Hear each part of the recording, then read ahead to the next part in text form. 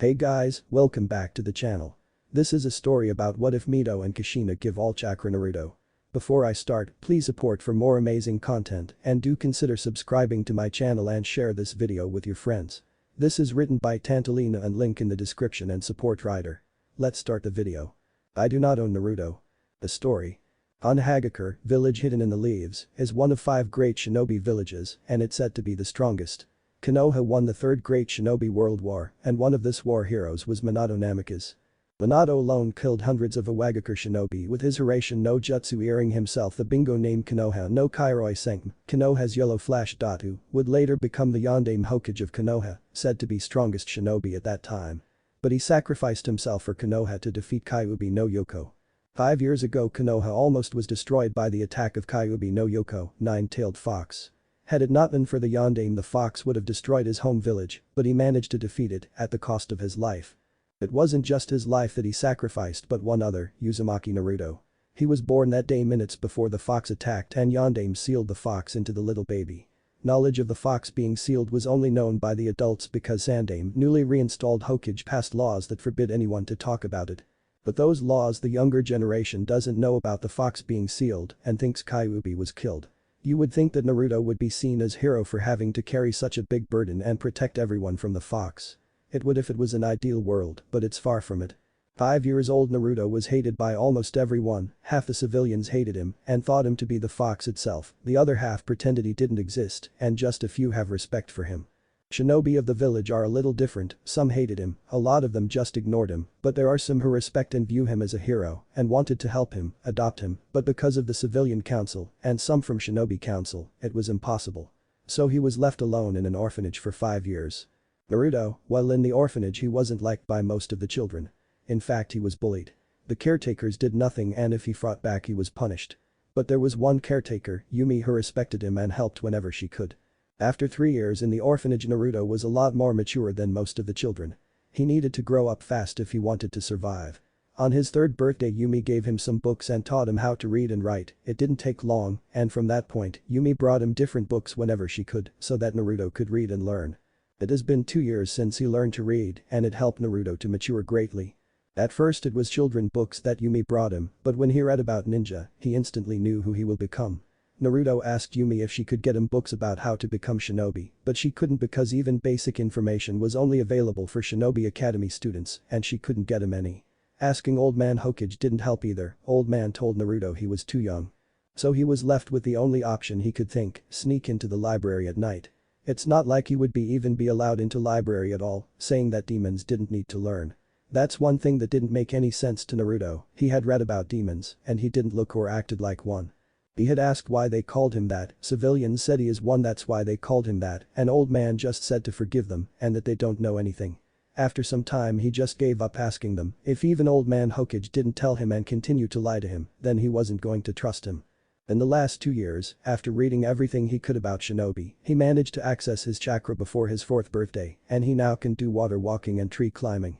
He couldn't find any jutsu, so he concentrated on theory of chakra and jutsu making. Naruto was able to find a book about Fuinjutsu, but it was just basic and had only theory about it. Naruto had found that there was another section of library where chunins and higher rank shinobi can only go, but it's protected by seals and Naruto didn't have knowledge to disable them. So he was stuck with basics. But today, after another failed attempt to convince Hokage to let him attend academy, Naruto decided to just sneak into academy library and borrow some books. It's not like it's so bad, children from clans get extra training and they have parents to help them, so he needs to train too. And now Naruto is running the academy hallways looking for its library. Come on, where is that stupid library? Thought Naruto as he continued looking for the library. I've been here almost 5 minutes, I can't waste any more. Found it as fast as he could, he got to library and made his way in. Naruto was a little puzzled, he thought it would be harder to get in, or maybe the library would be sealed too, but he found nothing. He didn't complain, better for him. First thing he did was look for jutsu. He needed something that would help him in the future. He noticed that civilians started to get a little too brave, it was just a matter of time until they started to beat him too, he needed something he could protect himself with. So he started looking for anything he would need. About an hour later Naruto was sitting in his secret hideout, it was a cave about a mile away from the Hokage monument, he had found it 4 months ago, it was concealed by rocks and bushes, if you didn't know where it was it's almost impossible to find. Naruto spread his scrolls and books he gotten from the academy and smiled. "This is going to help me greatly, all that's left is to learn them," said Naruto, happy to learn something new. Naruto managed to find Henge no Jutsu, Kawarimi no Jutsu and Bunshin no Jutsu. There were more jutsu, but these will help him escape from villagers. He couldn't hurt them or he would get in trouble, and he didn't need it. Naruto also found a book about elemental affinities. He read a little at the library and he thought it would help him be stronger. He also got a book about meditation. He knew that he was impulsive and a lot of times acted without thinking, and he hoped this meditation thing will help him. He got a book about physical training too. He needed to start training his body. If he was too slow to do techniques, then it wouldn't do anything good. He got Academy to Jutsu style too. For now it'll be good enough. The best thing was that he found 2 books about Fuinjutsu and it had seals and how to make them too. If he could learn everything from these books, maybe he could get into Chunin and above library section. That would help him a lot. Time skip 2 years. Naruto 7 years. Last 2 years for Naruto were interesting to say the least. The books he got from the academy the first time helped him tremendously. He learned everything from them in under 6 months. And meditation helped him the most. He meditated at least an hour and tried to feel his chakra network and regulate its flow. It also boosted his control significant. And it helped him concentrate a lot better too. He was able to master only 2 jutsu. Bunshin no Jutsu was impossible to learn for him. At first he thought it was because he didn't have control for his large chakra reserve, but about a year ago he learned that his chakra was much more dense and potent than natural, and he couldn't do simple jutsu like Bunshin because it required too little for it to work, and he always overpowered the jutsu. His physical training progressed better than he thought. He was able to increase his overall performance every week, and his newer ending stamina helped a lot too. He wanted to buy training weight, but like always he was thrown from shop. So he concerned on increasing his speed and strength. Naruto also learned that he had wind and water affinities. He had to sneak into shop to get these chakra papers to test his affinities, but it was worth the trouble. Naruto found out that he had strong wind affinity, which will suit him just fine. He was really proud of his affinity and mastery over it. In the book he got the only control exercise was to split the leaf, but he improvised and started on splitting a puddle, then a rock, and just last month he managed to split a boulder and is thinking of new exercises.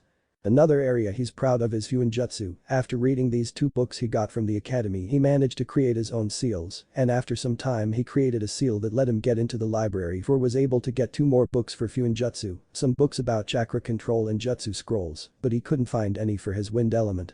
Naruto also started reading about jutsu making and hand signs. He still wasn't far in it and he couldn't ask anyone for help. He started the academy last year after one particular incident. The Hokage agreed to let him attend the academy and it wasn't worth it. Just the first month he stopped trying to get good marks. Every teacher there was trying to sabotage his education. Some ignored him during lessons, others even thrown him out of class. He was better on his own. One reason he wanted to attend academy was because on his 6th birthday a mob ganged up on him and beat him up. That wasn't pleasant. So he asked Hokage to attend academy so he could protect himself. He also got an apartment. After a month in his new apartment his doors was full of graffiti. Now Naruto was sneaking out of the village and into his secret. He would have been there earlier, but old man Hokage came to congratulate him. Now he needed to be extra careful not to be spotted by shinobi or civilians. He thought it would have been better if Kyuubi had stomped on them all. They call him a monster and treat him even worse than trash, and he didn't do anything. He read how Konoha is the most peaceful village with wonderful people. What a load bull. Naruto was almost at the staircase to the Hokage monument. He could get there faster with Shunshin no Jutsu, but he didn't want to use chakra or it might alert ninjas, and he knew he wasn't strong enough to defeat several Chunins or Jonins. A Genin he could easily defeat and escape and maybe have a chance against one Chunin, but not multiple opponents. As he started climbing staircase he thought if it would be better if he left the village, maybe then his life would be better. His thoughts there interrupted by someone's voice. "Hey guys. I found the demon brat," the voice shouted.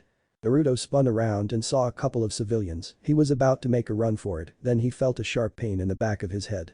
This can't be good was his last thoughts as darkness claimed him. Naruto's mind space. Naruto looked around and found he's in some kind of sewer. It was dark with pipes on the wall that pulsed, one blue and another red. Where the hell am I? He began walking in the direction the pipes were coming from. Naruto entered a huge room after what felt like hours. The room was huge and there are bars as tall as Hokage monument. On the bars is a paper with a word for seal. Wow, these are big bars, but how the hell did I get here? Naruto got closer to the bars. I would like to know the same thing, said booming voice. Naruto jumped hearing the voice beyond the bars. He took several steps back, a little frightened. Who's there? Naruto shouted. He really hoped that these bars would protect him from anyone that was there. As he said that, two big red silted eyes emerged from the darkness, followed by a huge fox head and body with 9 tails.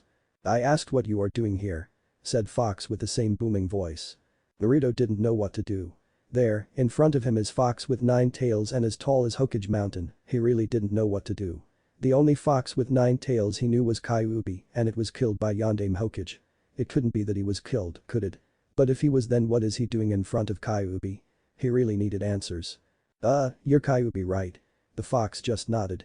"Yay, the last thing I remember is climbing the stairs to the Hokage Mountain, then some civilians found me, I didn't have time to escape, then I felt sharp pain in the back of my head, next thing I knew I'm standing in a sewer." "Am I dead?" asked Naruto. He really didn't want to be dead yet. The fox just continued to look at Naruto doing nothing. "No, you're not dead, you're in your mind, this is a representation of the seal that imprisons me and you," stated the fox. Now for Naruto it felt like a veil was lifted from his eyes. All these years he wanted to know why he was treated like that. And now he knew. And that made him mad. Everyone knew except him. He remembered times when the Hokage told him to forgive everyone, that they would accept him, that some people just didn't understand him. Everything was just a lie, it was just so he wouldn't kill anyone. It could be that the Hokage also knew who his parents were and just didn't tell him. No way is he going to stay here. Why should he stay here? He protected everyone from the fox, and they treated him like it. But he can't run now, he isn't strong enough, the Hokage would send ninja to get him back, especially if he knew the Kyuubi is sealed in him, he was too valuable for the village. Maybe he could let the fox out if it didn't harm him in the process and wouldn't attack him. While Naruto was deep in thought, Kyuubi was staring at his container. It was rather interesting to see this tiny human as his face showed various emotions, shock, realization, anger and then thoughtful. This boy was really interesting, he was just 7 years old, but he was very smart and mature for his age. Kyuubi had caught glimpses of his container's life over the years, the seal was still very strong, so the fox just saw some of the things that the boy did, his training, the villagers, the Hokage. Typical humans, greedy, hateful, brainless monkeys ruled by their hatred. It would be interesting to know of this one's reaction now that he knew why he was hated. "What would happen if I let you free?" Naruto asked simply. Huh? Shock was evident. Kyuubi wasn't expecting that. It thought that maybe the boy would shout or demand why, but not this. You would die. Not knowing how to answer him. That wouldn't be good. So we're stuck together? Do you know what this seal does? Now that he knew of his situation he needed to step up his training, it's going to be hard if he didn't want anyone knowing about it. He couldn't trust anyone if he wanted to leave the village. He needed a plan, a place where to go. He'll have to be careful. Well, this is new. I certainly didn't expect that, thought the fox. All I know about this seal is that it siphons some of my chakra and converts it to your own, but because of this seal I can't recover any. It wasn't overly concerned about that. I would take too much time to drain all its chakra, and when the seal weakens the fox will be able to recover her lost chakra. Wow, that's kind of good for me. Well, I already thought of leaving this village, now it's certain. They call me a demon, but they're more of a demon than Kyuubi just stared at the boy, she would admit that this boy is certainly different from her previous hosts. They treated her like a plague, almost never talking. She got here in the first place because of that damned Ichigo. Maybe she should help him. It certainly would be better than being here all alone. Her previous containers certainly weren't pleasant, especially in Kushina, it hurt like hell to be pinned to a boulder with spikes. You're really interesting for a human. How would you like some help with your training? I don't know any of those jutsu, but I do have a vast amount of knowledge, it would certainly help you. And for it I want you to remodel this mind space, you should be able to, it's your mind. I would have asked for access to your senses, but the seal is still too strong. She wanted some comfort, after years of being pinned to the boulder, being in here was a big improvement, but she wanted more freedom. Naruto was stunned. Kyuubi is offering him help in exchange for remodeling his mind, well he certainly could understand, who would like to be caged in a sewer. But he thought that fox would demand to be released, threaten, or other things. But until now it's been almost a pleasant conversation. All I have to do is change my mind space in exchange for your help. It's a little strange, all the books I read about you said that you were a demon bent on destroying the world. Okay, I accept your offer. So how do I change this place? It would certainly be good to have Kyuubi on his side. It's you humans that label everything you don't understand as demons, not everything is as it looks at first. And to change this place all you have to do is imagine how everything should look.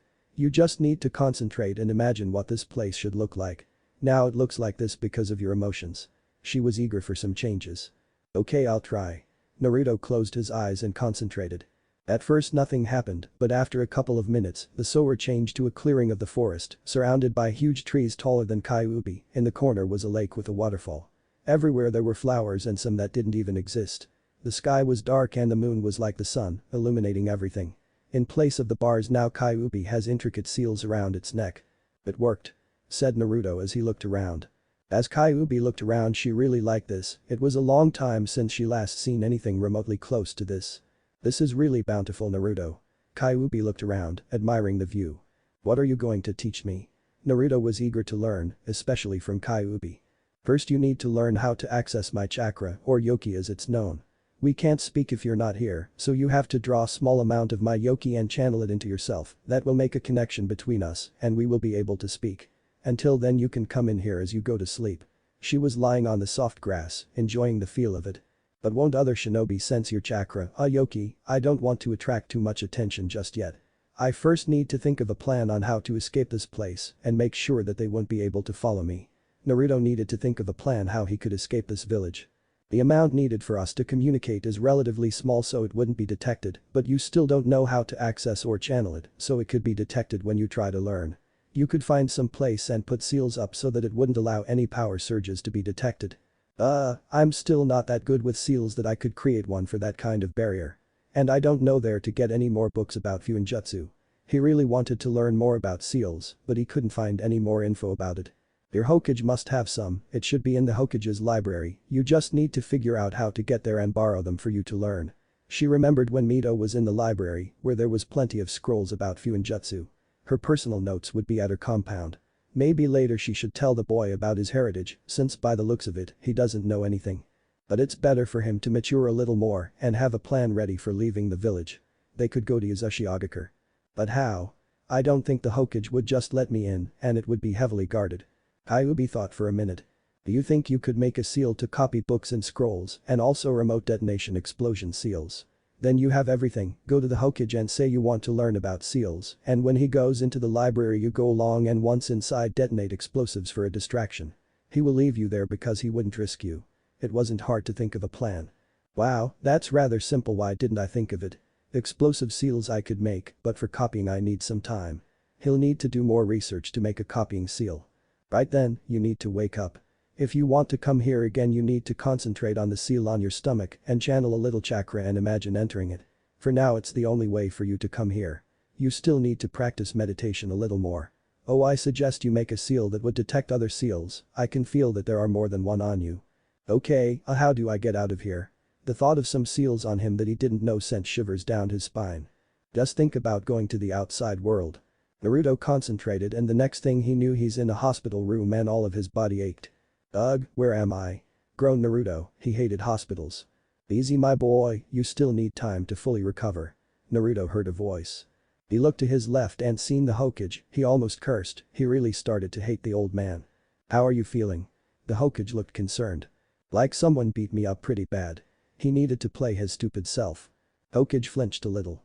He really wanted to help Naruto, but with the council it's almost impossible. "It's going to be okay, people sometimes just don't understand." Naruto almost laughed at that. "Why do they hate me? I didn't do anything, why won't they leave me alone?" Naruto cried.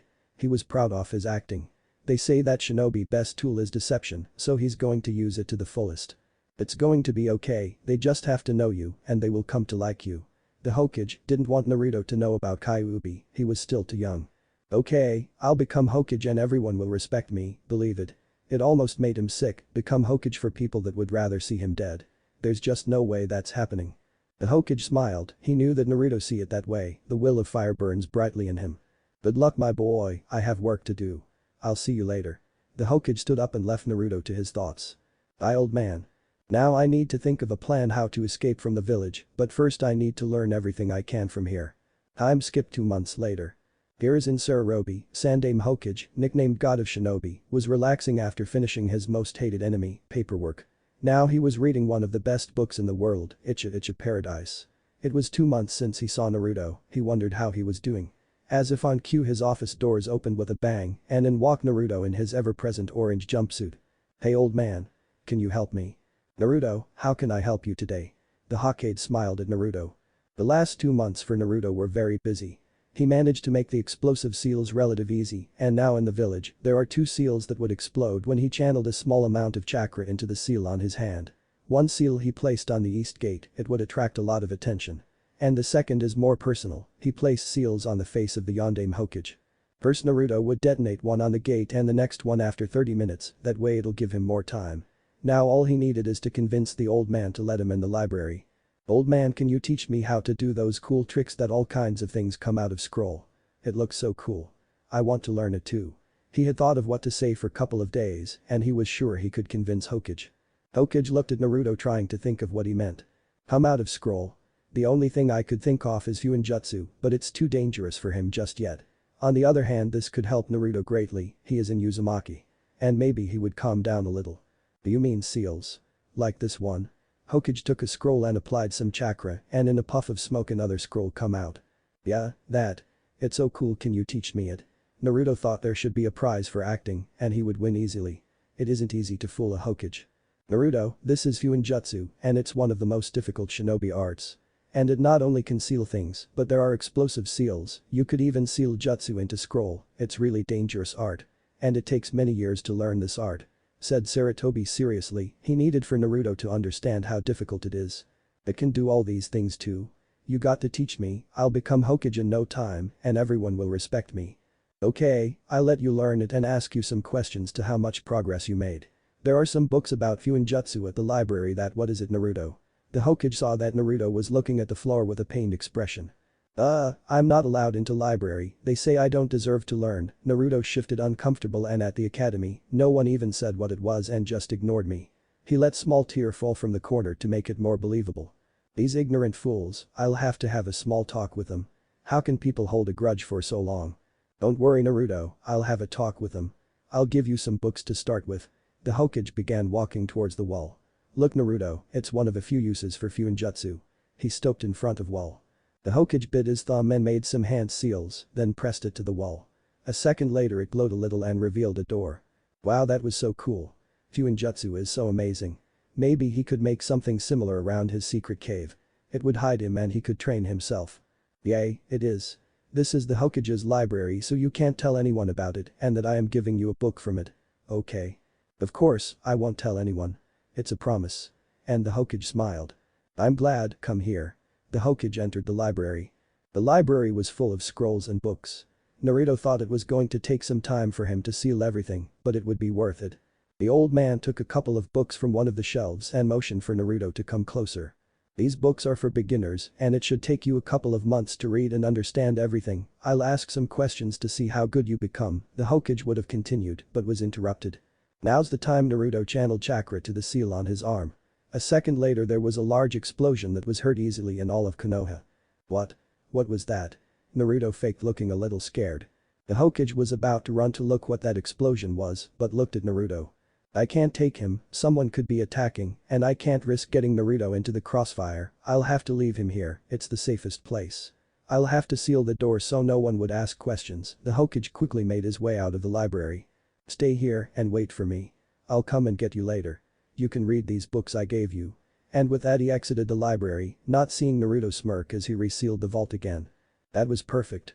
I don't know how much time I have, but I need to hurry and copy all these scrolls and books." Naruto began copying first the things he needed the most.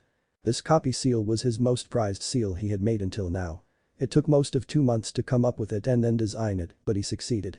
This seal was on a tag, he just needed to place it on a book or scroll and channel chakra and it would make a copy of it. It just consumes more chakra the bigger the scroll or book is, he was glad to have so much of it. He hoped he had enough chakra for the most important scrolls and books in here, some of these books and scrolls are really big. But the Hokage. While Naruto was copying scrolls and books, Konoha is in chaos. Civilians are running like headless chickens, shinobi looking everywhere for the ones responsible. And the Hokage was running towards the gate where the explosion was. As the Hokage was nearing the gate he could see that the right side of the gate was lying on the ground. How did this happen? These gates should have endured even powerful jutsu attacks, how did it break? They're reinforced with seals and shouldn't have broken so easily. The Hokage stopped near the gate. "Hokage-sama." Came the voice of the Anbu with a lion mask. "Lion, status report, did you find who is responsible for this, are there any victims, and how did it happen?" "There are no casualties. Civilians are in panic, but we're trying to calm them down. Every available shinobi from Chunin and Jonin are looking for who is responsible, but we still didn't find him. From what we could gather, we think it was explosive tags, and from the damage it had done we are positive that they have been placed in key points. They were more powerful than normal explosive tags too. This is not good, someone managed to get into the village undetected and even placed explosives right on the gate. How did they pass the barrier undetected unless it was someone from the inside? If so, we have a spy. But what purpose does this have? He needed to figure out what's happening. Lion, inform the council that they have 10 minutes to get to the meeting. Yes, Hokage-sama. Ambu disappeared in a shunshin. The Hokage too started running towards the tower. He could see as Genin and some Chunin there calming civilians. As the Hokage was almost at the tower there was another explosion. Hiruzen stopped and looked at the direction the explosion occurred and couldn't believe what he saw. The Hokage Mountain, the most prized monument of Konoha, was damaged. More precisely Yondaime Hokage's face, it just lost his nose. If it wasn't this serious I would have laughed now, it looked really silly. He quickly ran there to see if there's any casualties or spotted the culprit, but there was none. He started going back to Hokage Tower for the council meeting. 10 minutes later the council was assembled as the Hokage came through the door and sat in his seat. As you all know, there was some explosions, one on the east gate and one on the Yondaime's face. There are no casualties, but the culprit wasn't found either. Shikaku, what do you think about this incident and what purpose would it do? The Hokage looked at Shikaku Nara. Shikaku Nara, Jonin commander, also member of the famous Ino Shikacho team. Shikaku is the best strategist in Konoha and with his help managed to win a lot of battles. He and his team also didn't see Naruto as Kyuubi and at one point even tried to adopt him but were stopped by the civilian council as they are responsible for that kind of paperwork. I'm sure it's the work of a spy, but for what purpose it was done for I don't know. It wouldn't do them any good because they are alerting us with their presence. If it was only the gate that was blown it could serve for invasion, but there was none. As for damaging Yondaime's face, I don't see a purpose other than personal, or it could be a distraction for something, but there wasn't anything reported yet. Or it was just to see if they could get their objection now and this is just a test run. The Hokage looked thoughtful as he thought what to do next. Shikaku, I want you to gather a team and look through Genin and Chunin files, also the last 2 months' gate reports. If you find anything suspicious report to me. The Hokage didn't like having spies in his village. Yes, Hokage-sama. I also want our security tightened, I don't want this kind of thing happening again. We have been too complacent with it. We have to discuss who could have motives to do this. This is going to be a long day. With Naruto. It has been over 3 hours since he first entered the vault and it was an hour since he finished copying everything. With everything he got, Naruto thought he wouldn't need anything new for quite a while. Best part was that he got a lot of Fuinjutsu scrolls and books, he even gotten the Yondaime's and Jiraiya's books about the sealing art and also some of Fire notes. There was also some old scrolls with some form of advanced seals that would help him greatly. He got quite a bit of wind jutsu too. He also got some good books about advanced chakra control and nature manipulation. Naruto was reading the book for beginners on Fuinjutsu and waiting for the Hokage to come back. He found that this book explained a lot more than the one in the other library. Hell, he would need to read everything he got. He was about to just go to sleep when the doors opened and the Hokage stepped in. Naruto, I hope you didn't do anything dangerous in here. He really hoped he didn't do anything dangerous in here. Old man, where have you been this long? And I've been reading this book you gave me. Seals are so cool, you can do anything. It said that you could seal people too, did you know that? I'll become Hokage in no time and you'll have to give me that hat of yours. The Hokage smiled at Naruto. He was glad that Naruto finally found something that interested him, maybe he will stop his pranks. Or he will use seals for his pranks. The Hokage palled at that thought, the paperwork could triple, but he couldn't deny him now, he'll have to make Naruto promise that he wouldn't use any seals for pranks. Yes, seals are really a powerful art. Naruto, I want you to promise me that you wouldn't use any seals for your pranks. Can you promise that? Hiruzen didn't want for the village to be in any more chaos than it already is. But why? I already thought of some amazing pranks. That was true. He really wanted to do some pranks with seals, it would be amazing. If you promise me that I'll help you with the seals if you are stuck on something, how about it? He really didn't want any more paperwork. Naruto thought for a minute, thinking how he could benefit from it. Okay, but you have to buy me some sealing supplies. I don't think anyone would sell me any. This way he wouldn't need to worry about it and have more money left for other things. Of course no one would sell him. Maybe that's why he only eats ramen, because he couldn't buy anything else. I'll have someone deliver him some sealing supplies and food too. Okay, we have a deal. Come, it's time for you to go home, I have a lot of work to do. They exited the vault and the Hokage started to reseal the doors. Naruto just looked through the window and smiled at his work. If he couldn't punch the yondaime, then it was the next best thing. It's time for finishing his act. Old man, the yondaime nose is gone. Where did it go? He wanted to laugh, it looked so funny. Ah, that was the explosion earlier. We still haven't found the culprit. Who could have done it? The yondaime is the greatest hero. I would like to know that too. You can go home now. I'll have someone deliver you some supplies later. He was glad that Naruto admired Minato. Okay, see old man. Naruto made his way out of the office. 15 minutes later Naruto was sitting on his bed looking through his Fuinjutsu book. Now it's time to step up my training. I'll need to be able to defend against multiple chunin and maybe a jonin if I want to have a chance to escape from here. Naruto started reading his book. Determined become stronger. I do not own Naruto. The story. Naruto was mad, no he was pissed. He finally finished his latest project, the seal detection seal. When activated, it would show any seal in a 3-meter radius that it detected, it would also make them glow. And what he found out wasn't pleasant. It has been 8 months since Naruto made a copy of the Hokage library. First Naruto immersed himself into Fuinjutsu and now he has read almost all the books and scrolls he got. One thing he was thankful for was the Kage Bunshin. He had found it as he was looking through the scrolls he copied and found it. At first he thought it would be good replacement for regular Bunshin, but after reading its functions, he thought it was a godsend. So for 3 months Naruto was leaving his clones in secluded area behind the Hokage mountain to do chakra control and practice his elemental manipulation. He was still looking for a good place to practice jutsu, if he wasn't careful he could be found out because of chakra spikes and noise. So he was left to do chakra control and elemental manipulation. One clone last month that was assigned to think of control exercises that if he could achieve high enough mastery of wind, he could be able to fly. He had come up with a theory and had tried, but he could just launched himself into the air. It was possible to achieve it, but he just needed to put a lot more work in it. Naruto also started practicing taijutsu styles that the clones read and did his psychical workout himself. He needed to have strength and speed for his taijutsu. His relationship with Kyuubi improved too, now it's more of a teacher-student relationship. Naruto would go to his mind space almost every night, there the Kyuubi would tell him history and tactics.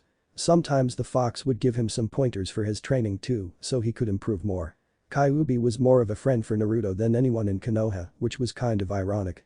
Now Naruto was sitting in his cave behind the Hokage mountain. He had placed seals inside and outside of the cave for detection and chakra suppression. He was still experimenting on seals for a barrier, he needed just a little more time to complete them.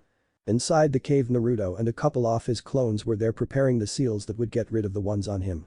He had finished his seal detection seal and found out that he had 4 more seals besides the one that imprisoned Kyuubi on him. He had a chakra suppression seal, a psychical suppression seal, a death seal and a mental suppression seal. The last one wasn't activated and for that he thanked Kami. He couldn't help but shudder at the thought of it being activated and making him a complete idiot. The seals there were almost completed, he just needed to make sure everything was perfect. Everything is ready, boss. The clones finished checking the seals, signaling that it was good to go. Okay, I'm ready too. You can activate the seal. Naruto was sitting in the middle of the seal, naked from waist up and seals drawn on him. One clone bends near the seal's outer edge and made some hand seals and slammed his hands on the seal. Sealing art. Seal destruction. Shouted the clone and the seal lit up. It started to retreat to Naruto and concentrated on 4 different places on his body. Naruto was grinding his teeth from the pain, he didn't think it would hurt this much. After couple more minutes there was a burst of chakra and the seals faded and Naruto fainted from the strain. Naruto groaned as he woke up. He felt different. It felt like weights were lifted from him. He could feel his chakra running more freely and he could easily tell that he has almost 3 times more than he previous had, it was even denser now. He'll have to do chakra control from the beginning, but with the Kage Bunshin jutsu, it would be just a couple of months. He'll have to retrain his elemental manipulation and psychical training too. Then I'll find who placed those seals on me, I'm going to kill them. He really didn't like to retrain almost everything again. After 10 minutes he was able to regain his motion control. He exited his cave and made as many clones as he could, even with his control almost back to 0, he still managed to make approximately 800 clones. Wow, that's a lot more than last time, even then my control was good, I still could only make around 600. With this army I'll have my control back in a month if not faster. At least one thing came out of this that was good. Okay, you know what to do, practice chakra control until you're out of it. Ordered Naruto to his clones and started doing his psychical training. Now I have to step up my psychical training, as it is now I couldn't even outrun a civilian. 10 years since Kyuubi attack. It has been 10 years since the Kyuubi attack, and Konoha is having one of the biggest festivals. Almost everyone is celebrating, there are huge parades, and even the Hokage will be making a speech. But one individual wasn't celebrating, he was making his way to the Hokage Tower. This mysterious individual creeping through the shadows is Naruto Uzumaki, supposedly dead last prankster in Kyuubi Jinchuriki. For the last 2 years Naruto trained his body almost every day until he couldn't move, and with his healing, he could see his improvements almost daily. His speed is low Jonin and his strength around Chunin, or at least he thought so, he couldn't really compare it to anyone.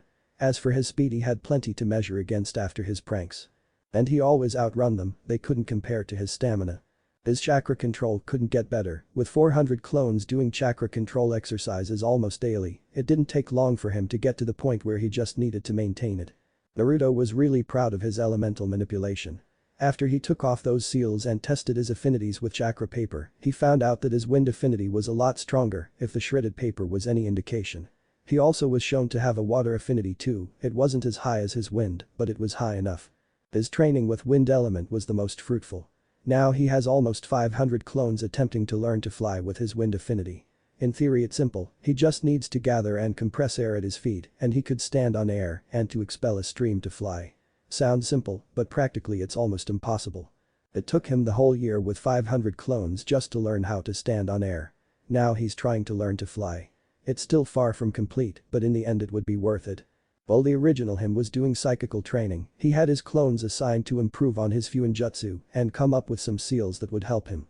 Naruto also had some clones experimenting with some seals to see if he could discover anything new. And he was pretty happy with the results. He had made a seal that combined with his wind manipulation would make a small air of wind surround him that would mask his scent and sound.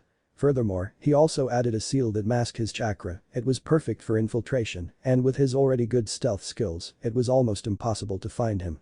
One project Naruto put a lot of thought into was with storage seals. It was a seal that created a different dimension where you could store almost anything. So he thought if he could create a permanent dimension. He really wanted to have his own personal dimension. But the most he could do was make a seal that if placed in 4 corners, he could expand the existing space.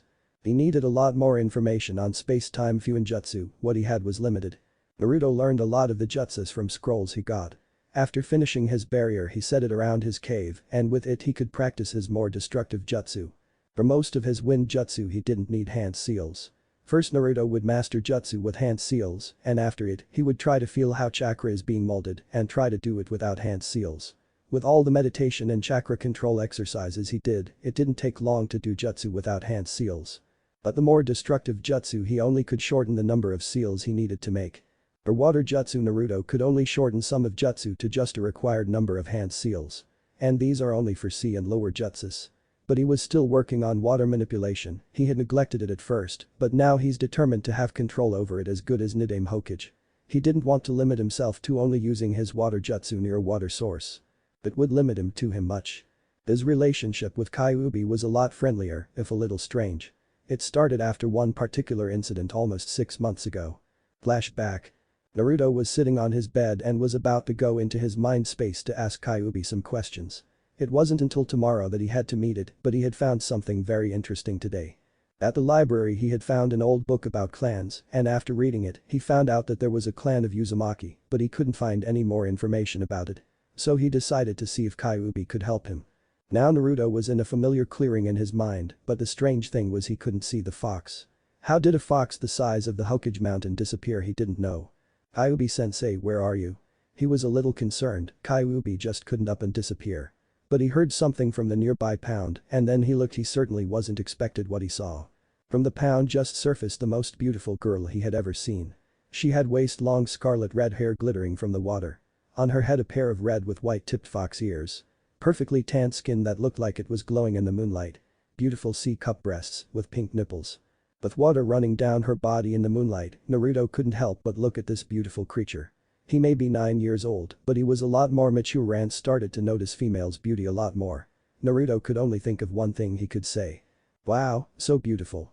Kyuubi looked the direction of the voice to see Naruto with a look of amazement and awe. She smirked. She was planning on showing him her human form, but this was even better. She exited the pound and started walking slowly towards Naruto, with her hips swaying and her 9 tails swishing along behind her in rhythm with her seductive walk. Naruto just looked at her like she was the most beautiful creature in the world. His eyes never leaving hers, piercing red slitted eyes, as she came closer to him. The fox goddess placed her slender arm on Naruto's shoulder and leaned closer to him, her lips just inches from his ear as she whispered to him with her melodious voice. "Do you really think I'm beautiful, Naruto-kun?" She whispered sweetly into his ear. Naruto, still in daze as he had never experienced anything close to this, said the first thing that popped into his head. Why yes. Naruto managed to say. "Why thank you, Naruto-kun." Kyuubi kissed his cheek. Naruto managed to do one thing that should be impossible, he passed out in his own mind. "Oh, maybe I went too far." She giggled a little and willed for a kimono to appear on her. It was dark red with black foxtail-like patterns. She sat down to wait for Naruto to wake up and placed his head in her lap. Naruto groaned as he woke up. "How are you feeling, Naruto?" He heard a voice and stiffened a little. Naruto opened his eyes to see a heart-shaped face with red slitted eyes. Memories of what happened came back to him and he blushed furiously. "I am fine." He stood up and sat in front of her. "Glad to know, I was a little worried." The smile never leaving her face.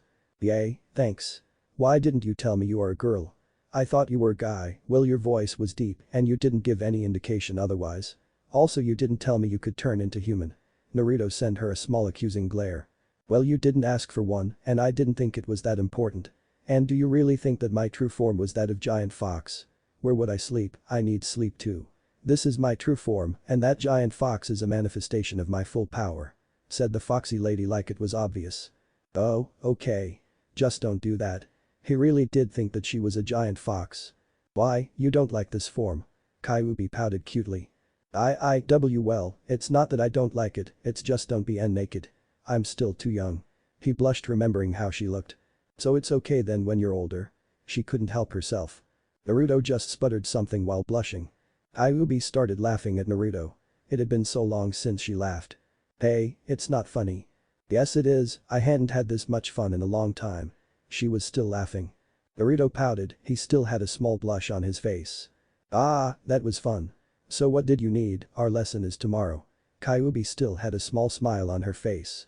"Oh yay, I almost forgot. I found this old book about shinobi clans and then I looked through it, I found that there was an Uzumaki clan in Uzushiogakure, but in the book, it only said that they were very good with seals and most of them were seal masters. I looked for more information but couldn't find anything. Do you know anything about them and am I from this clan too?" He was eager to know if he still has a family. Kyuubi looked at Naruto, she could tell what he wanted and it wasn't hard. Even if Naruto was really mature for his age, he still was just a kid that most of his life was alone and now he found that he could possibly have a clan. She really didn't want to ruin his hope, she came to like Naruto, he was her friend and she didn't like seeing him depressed. She knew that she'll have to tell him about his parents sooner or later. How couldn't she now, she was sealed into his mother. With a sigh she prepared herself to tell him. "I know of them, but I'll tell you about them later.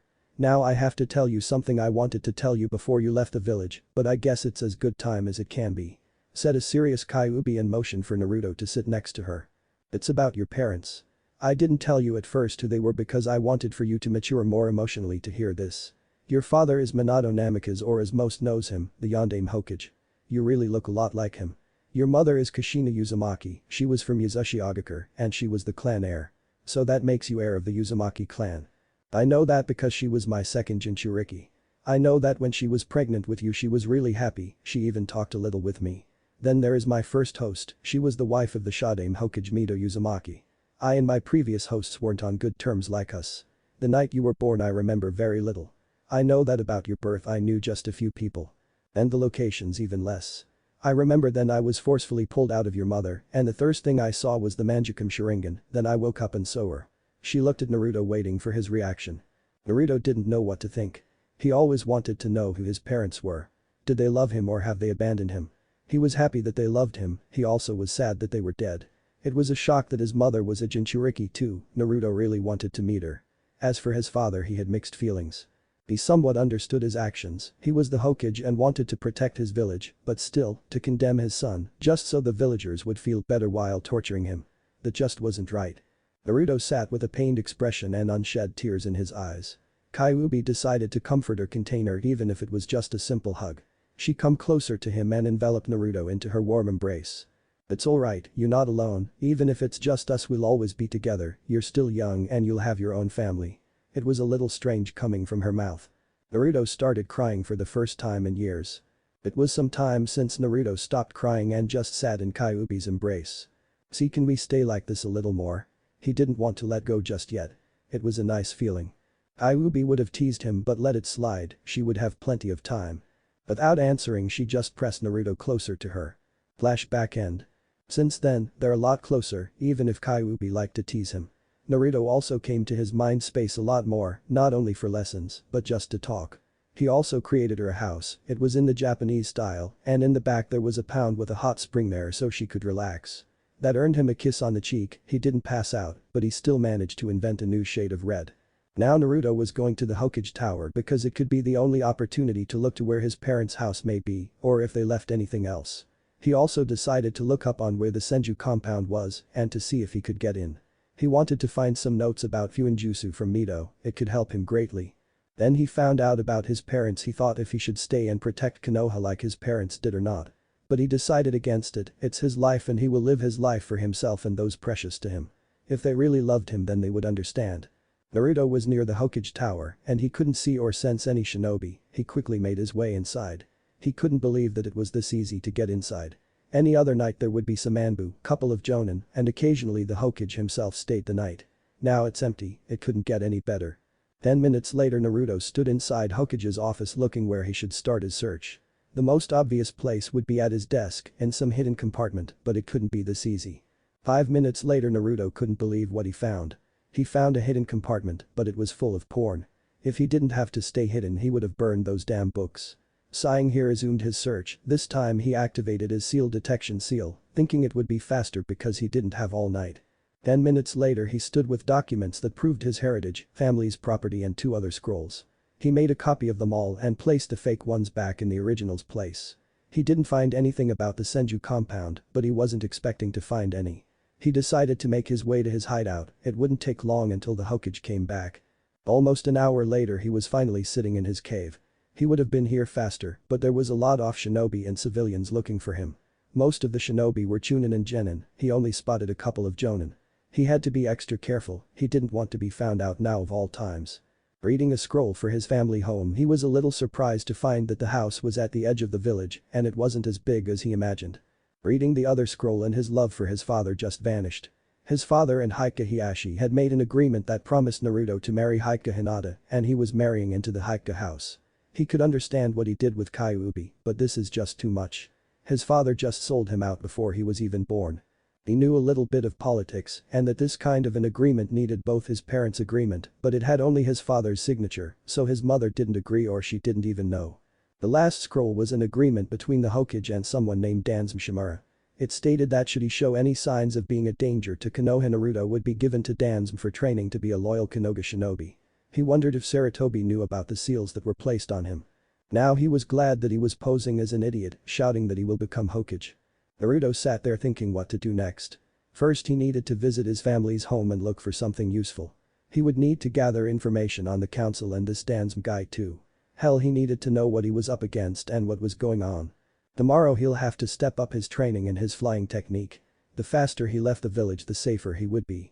6 months later. Forest of Death. It had been 6 months since Naruto sneaked into Hokage Tower. His training to be able to fly was almost complete. After 6 months of almost 700 clones doing training 3 days a week, he made some great progress. Now he could easily fly, but he was way too slow for this technique to be useful.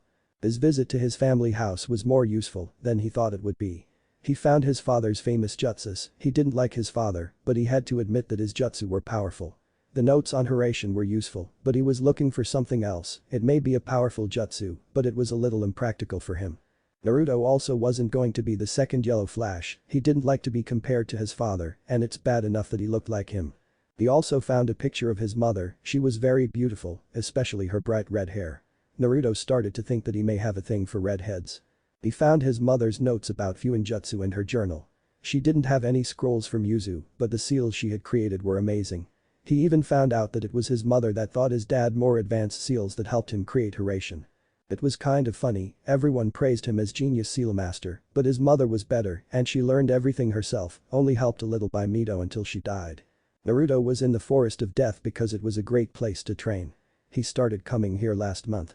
He found this perfect place to train himself a little. This place was full of deadly animals, and they are a lot more dangerous than regular ones. Everything that was here was way bigger than normal. It was the perfect place to train in life and death situations. Now Naruto was up against 4 huge 7-foot-tall spiders. They were really quick and had amazing reflexes, so it was perfect to practice his personal taijutsu style. His taijutsu style was revolved on his wind and water manipulation. He had created offensive and defensive katas for both elements. He already had perfected all his katas, now he needed experience fighting with his style. If he didn't have experience with his style, it would be easy to be defeated by any seasoned jonin. Against Chunin he could surprise them and defeat them. While Naruto was concentrated on his battle against the spiders, he failed to notice that someone was observing him. It was a boring day for Anko Mitarashi. She had a free week from T&I division. So she couldn't torture some poor soul. Her best friend, Kurenai, was on a mission and couldn't hang out with her. So she decided to do the next best thing. Buy some dango and go play in the forest of death. After she got there she started running to her special place. She had found it on accident, but it was the most beautiful place she had seen. As she was running from tree to tree she heard sounds of someone fighting. It was rare that someone would come here, even Anbu didn't come here very often, so it made her curious as to who it could be. When she got there she was certainly not expecting what she saw. In the clearing was a boy in an all-black outfit with blonde hair, cerulean eyes and whisker marks on his cheeks. If it weren't for his hair and whiskers she wouldn't have recognized him. It was Naruto Uzumaki, the resident Kyuubi Jinchuriki, an idiot wearing bright orange jumpsuit that always shouted about becoming Hokage. She didn't view him as the Kyuubi, that would be just stupid, and she could understand his actions. She had a mask too that protected her from others. But this was the complete opposite of what she knew about him. From what she could see, he was fighting only with taijutsu against spiders that are almost twice his size. She hadn't seen taijutsu like his before, but she could see that he was good at it. What confused her was that when he attacked, even if he missed, the spider would still get sliced. Sometimes the spider's attacks would just change direction on its own. His speed was easily at high jonin. She thought he was an idiot, but this put some of the jonin to shame. She looked as Naruto jumped into the air. If she didn't know better, she would have sworn she just seen him hovering in the air. Then Naruto shouted. Heavenly swirling tides, he shouted as he started spinning in the air. The water started to coalesce with the wind that appeared around him, becoming mini tornado. He dropped on a spider that was in front of him, and on impact all the water around him shot forward and become a rotating tidal wave that sped to the spiders that couldn't move from the path, and they were hit full force. When she could see again she was shocked. The spider that received a kick from the air was only a puddle of blood, and the other spiders that were hit with the tide, there was only bits and pieces left. It still takes up too much of my chakra, and I'll have to see if I can make it faster. Naruto panted from using so much chakra even for him. Anko just stared at Naruto in shock. This kid, just 10 years old and he's already jonin level. If he really created that technique and it still isn't finished, then what else is he capable of? Seeing that he wasn't even a genin doing such a powerful jutsu really shocked her. In her shock she shifted, making the branch she was on creak, alerting Naruto of her presence and position. Before she could do anything it was over. When Naruto heard a creak he quickly spun around and saw it was a kunoichi. Acting as fast as he could he performed his favorite technique, it gives him an extreme burst of speed. It was a byproduct of his flying technique. He just needed to gather wind chakra into his legs and under his foot, compress it and release it in a burst. It made him really fast. He appeared behind Anko and quickly placed a tag that would make her unable from using chakra and paralyze her. He made a clone to make a barrier around the clearing that wouldn't let anyone inside. He didn't want anyone finding him again. Anko was a little disorientated. 1 second she was on a branch and the next she's lying on the ground. She tried to get up but couldn't, that wasn't good. She tried using chakra, but it didn't work either. What the fuck? Why can't I move? She didn't like the idea of being powerless to defend. It's futile, I sealed your chakra and paralyzed you. Now who are you and what are you doing here? Did someone send you to spy on me? Oh, almost forgot.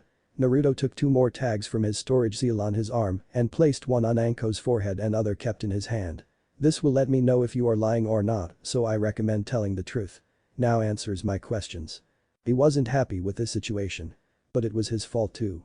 He should have put some seals around the clearing so that no one could detect him.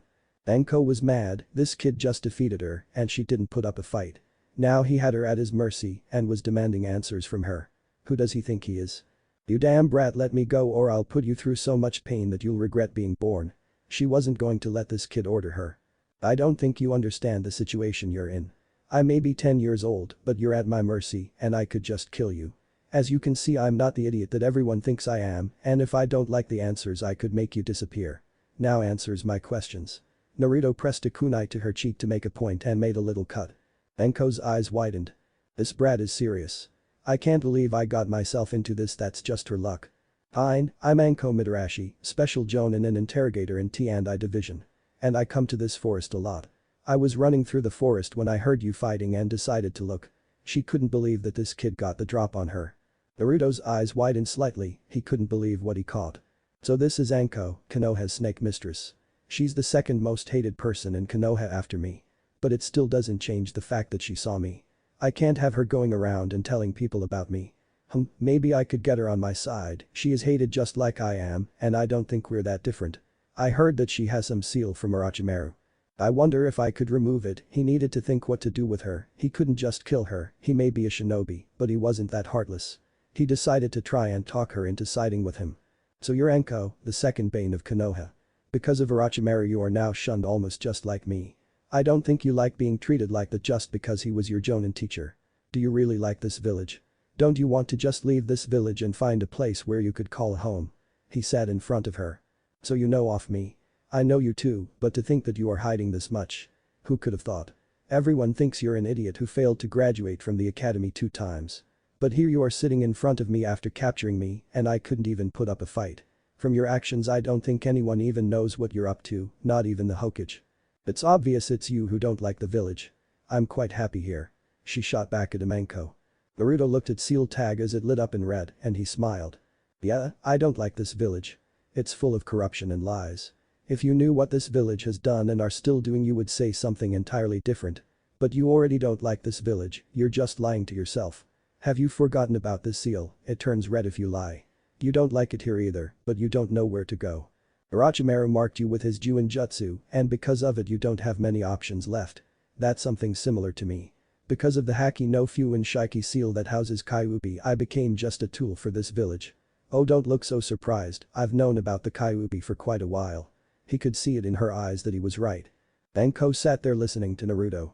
She didn't want to admit that he was right, but she always knew she wouldn't be accepted no matter how much she tried. So what do you expect me to do? Just run away from everything? I'm not a coward and I'm not going to run. Who said you're a coward? Don't you want to be happy, have a family and a future? Could you get it here? How long do you think they're going to let you live? The moment your usefulness ends so does your life. He produced another seal tag and activated.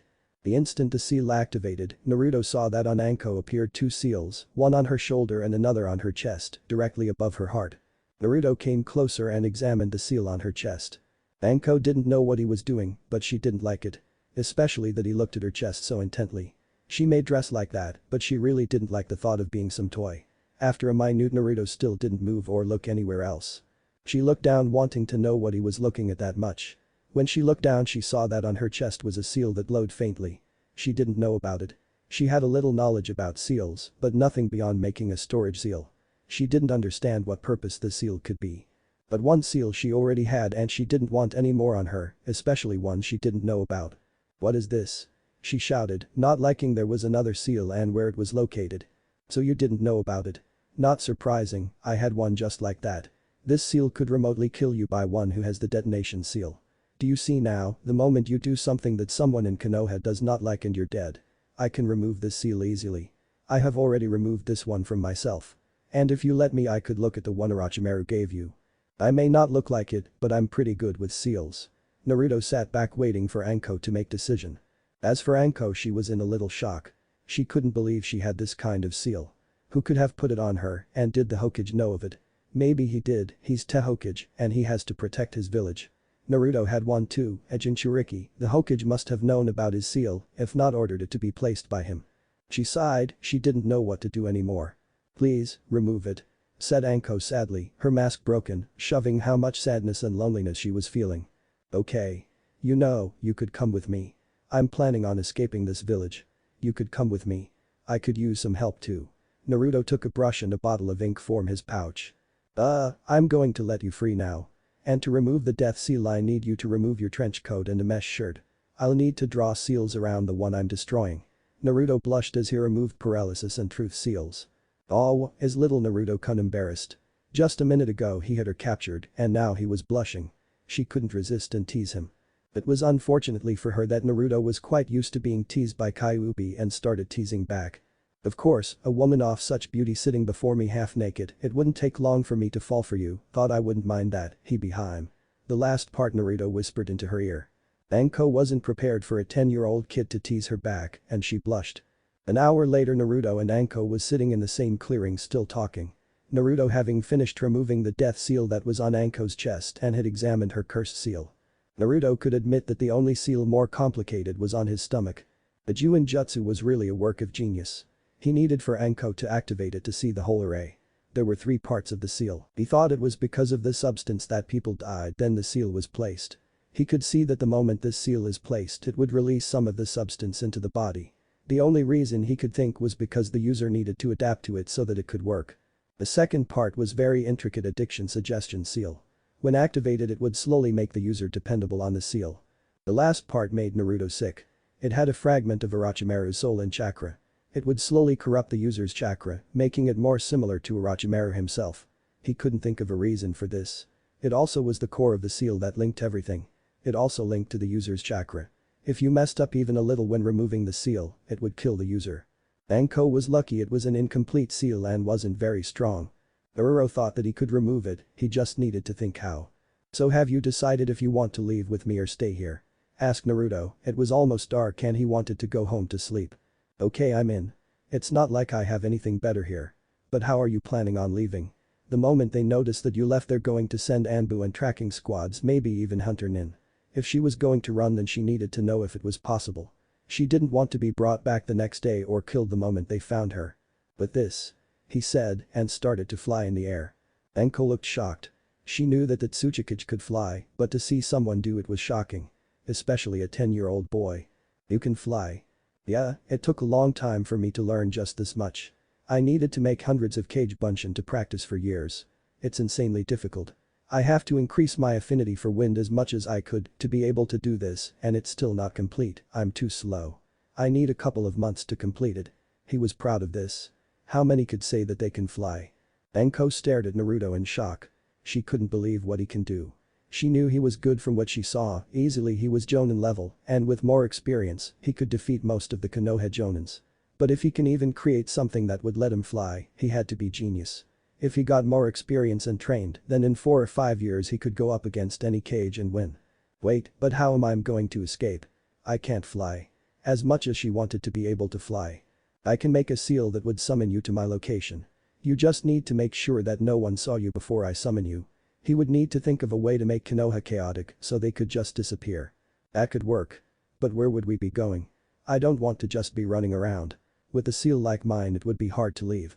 I have a place in mind, but you'll have to wait a little to know where. I'm going home now. It has been a long day. When I have come up with a seal that would remove your cursed seal I'll contact you. It's better if no one saw us together. We don't need someone asking questions. He stood up and started going in the direction of the village, but stopped as he remembered something. Hey, do you know where the Senju compound is? He hadn't looked for it, but now it would be good time to visit it. Yeah, it's at the west side of the village. It's that big compound, you can't miss it. Why do you need it? She wondered why he would need it. It was sealed because there is currently no Senju in the village. Oh, just something I need to see. Goodbye Anko. He started running. Yeah, see you too, brat. She said with a small smile. It has been a month since Naruto met Anko. And it was really busy month for Naruto. He managed to get into Senju compound easily. The blood seal that protected compound let him in, he thought that was because of his mother or he could be related to Senju too. He wasn't too concerned about it. He found library relatively easy, it was located in the basement. He found jutsu scrolls of both first and second Hokage, but he didn't took any, he already had a lot of jutsu and if he needed any more, he would create it himself. Most of jutsu are known so experienced shinobi knew how to counter them or evade. The ones he created would be unknown and countering them would be very hard. But he still took couple of scrolls on advanced water manipulation. The reason he was there was because of Mito Uzumaki notes on Fuinjutsu. He knew if he had them he could become the best seal master in elemental nations. If she could seal Kyuubi into herself he could only imagine what kind of seal she knew. He found her notes, but it took him all day to access them. The seal that protected them was incredibly hard to open. You needed Uzumaki blood and you also had to have larger than Kage chakra reserves. Then you placed blood on the seal. You needed to pour your chakra into the seal and guide it in specific pattern so that it would open the seal. It was really hard, but it was worth all the work. He found all her notes and even jutsu that they're solely for Uzumaki. He also found a letter from her. It was a little creepy that it was addressed to anyone that opened that seal. It said that only Uzumaki could understand its workings and open it. In the letter she explained why she joined Konoha, about Kyuubi and its sealing into his mother. It also explained why Yuzushiogakure was destroyed. Mito joined Konoha because of political marriage. As Uzumaki their Senju distant cousins, it was decided that they should become allies and make both villages stronger. She was chosen because she was daughter of Yuzukage. The letter said that Hashirama was really honorable man and she respected him. Because of it she decided to help him fight Uchiha Madara. Then she heard about the fight. Then she got there and saw Kyuubi fighting first Hokage. She could only think one thing to do to help. She sealed it into herself. After it she was brought back to village by clone of Hokage as the sealing took a lot out of her. After the death of Hashirama she couldn't go home as it was against contract they made, so she needed to stay in Konoha. Then it was time to seal Kyuubi and another host. It was selected that it would be Kushina, the heir of Uzumaki clan. After the sealing she managed to live, but she didn't have much time. Then she found out about destruction of Yuzu and that Konoha didn't even send any help. She left right after it. On her way to Yuzu she found Konoha Anbu with scrolls with some sealing techniques. Then she interrogated him. She found out that his job was to let the invading forces into Yuzu. She didn't manage to find who ordered it.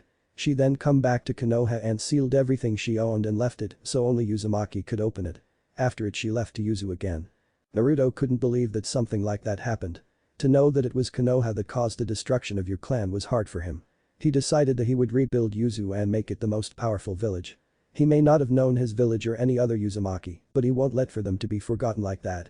Naruto wanted to study his new scrolls, but could do that because of his own mistake. He wanted to concentrate on seals he got from Mito himself and not use clones for it, but it didn't go as planned. He couldn't even do his psychical training. He noticed that Anbu started to monitor him a couple of days after he found out about Yuzu. It's either Hokage or Danzo. He couldn't confirm which Anbu it was or he could expose himself. Naruto thought the reason for Anbu was because he put Uchiha Sasuke to hospital. But he didn't regret it.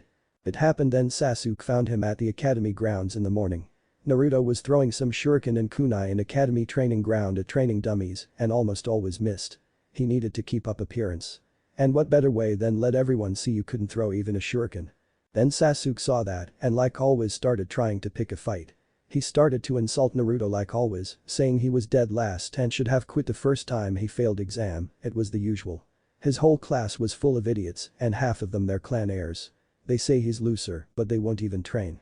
Sasuke was the worst of all. After the massacre he started to pick a fight with anyone he didn't like.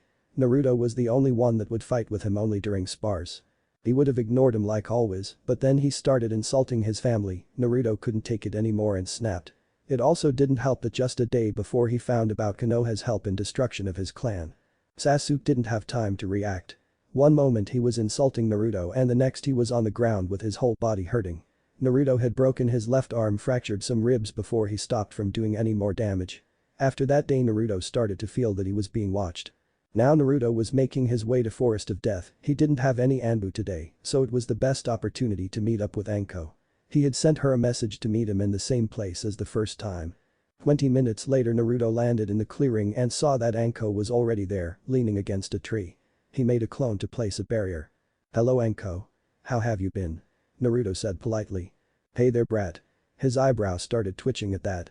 "Don't call me that. Forget it. I called you here because I wanted to know if you knew anything about why Anbu they're monitoring me. And also I want you to step up your training. We're going to escape on October 10th, on my birthday. Until then I want you to train yourself so that if we encounter someone you could easily defend yourself. I also know where we are going to be staying at." He may be 10, but he didn't like being called brat. "Hey, you got Anbu monitoring you? I didn't know of this. And I'm friends with Anbu that looked after you then you there little. If she knew anything she would have told me. If we're escaping in 5 months I don't think I can become stronger in that short amount of time. And how did you become this strong in such a short amount of time? You're still too young for your muscles to be that strong." She was curious how he became this strong. "So it must be Dan's that sent his rude Anbu after me. I know that he tried to get me into his little army. I'll have to be carefully until my escape, wouldn't want to ruin everything. He wasn't going to ruin his escape. I'm this strong because I'm Uzumaki and I have enchanted healing, stamina and chakra bigger than Kage's. It's also more dense and potent. And because of Kyuubi sealed in me, it had boosted most of these things.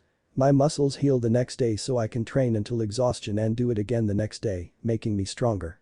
I also can make over 1,000 clones. With them I train my chakra control and elemental manipulation.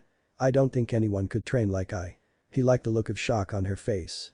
Anko couldn't believe what she heard, the training like that would have killed anyone else a long time. Wait, you said because you're Uzumaki, what do you mean by that? She didn't know that there was Uzumaki clan. Figures you wouldn't know. Uzumaki was a clan that created Yuzashiogakur. They were distant relatives of Senju. The wife of first Hokage was Mito Uzumaki. She also was the first Jinchuriki of Kyuubi. My clan was incredibly good with seals, most of them their seal masters. It was really powerful clan and because of this Iwa, Kumo and Kiri launched an attack on Yuzu. It happened just couple of days after my mother, Kushina Uzumaki, come to Konoha to become a second Jinchuriki of Kyuubi. Naruto was interrupted by Anko. What? Your mother was Kushina Uzumaki? The Red Death of Konoha. And she also was Kyuubi host. What the hell?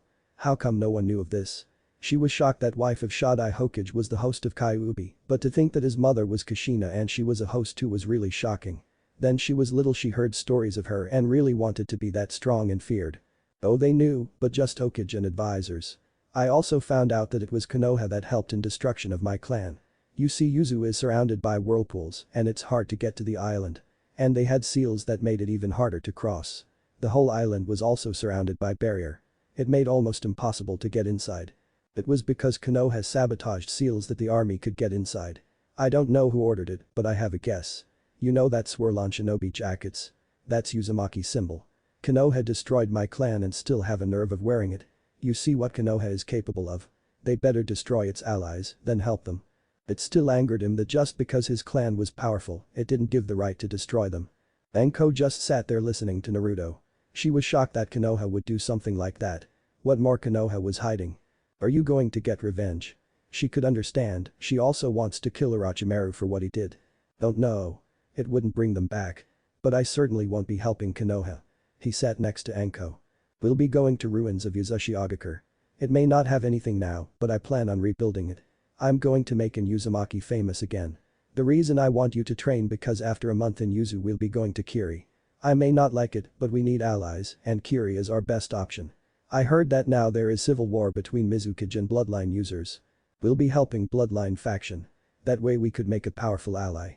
And it would give me the needed experience. After war we will make an alliance with them. You sound pretty confident that rebels would win. Don't you think it's a little early to make such plans? It's not that I don't think it's a bad plan, but a lot of things depend on luck. Maybe rebels won't even let us help them. Anko knew Naruto was strong, but being overconfident would lead even the strongest to death. And she didn't like the idea of him dying. They only met once before and she even agreed to betray her village with him. It would look like it was way too fast, but for her it was enough. She felt strangely at peace with him, it was a feeling she hadn't felt in a long time. She wouldn't admit it to anyone, but she liked that feeling. She thought it was because he was just like her and understood what it meant to be hated just because of someone else's actions. She was brought back from her thoughts by Naruto. It's risky but it would be worth. I have sent about a dozen of Kage Bunshin to Kiri. With the help of a seal I created they could live for a month. I send them to make a contact with rebels. This way we won't risk ourselves and I will gather more info so that we wouldn't be going blindly. As of now I know that rebels are losing, but they still put a very good fight. We have enough time to get a little stronger. One thing he didn't like was memory backlash. It was only weeks worth memories and it almost knocked him out cold. Oh, that's good then. But what about training? I don't think I can improve much in such a short amount of time. Anko was slightly jealous of Naruto being able to improve so much in short amount of time. I thought about it and made a seal that I could place on you and you will be able to teleport to my location or my secret training ground. It is a seal I told you about that I was going to be using to get you out of Konoha. I improved it a little. Now you can teleport yourself. And you don't need to worry about what to learn. I have a copy of Hokage library and scrolls from my family home. Naruto was going to tell her about other seal he made for her. He had a lot of free time this month, so he come up with some interesting seals. Wait, there in hell did you get a copy of Hokage library? For family scrolls I can understand but Hokage library. It's one of the most secure places in the village. She couldn't believe he had scrolls from Hokage. There are a lot of forbidden jutsu. I had it for 3 years. It was kind of easy to get. Do you remember that incident then village gate and nose of Yondaime got blown? Naruto still smiled at the memory of Yondaime without nose. Of course I remember, it was the most fun month I had. Hokage wanted all spies from the village to be gone. So he made a team that would look for them. You wouldn't believe how many we found. And the look of Yondame's face without his nose was hilarious. But what does it have to do with you getting copy of Hokage library?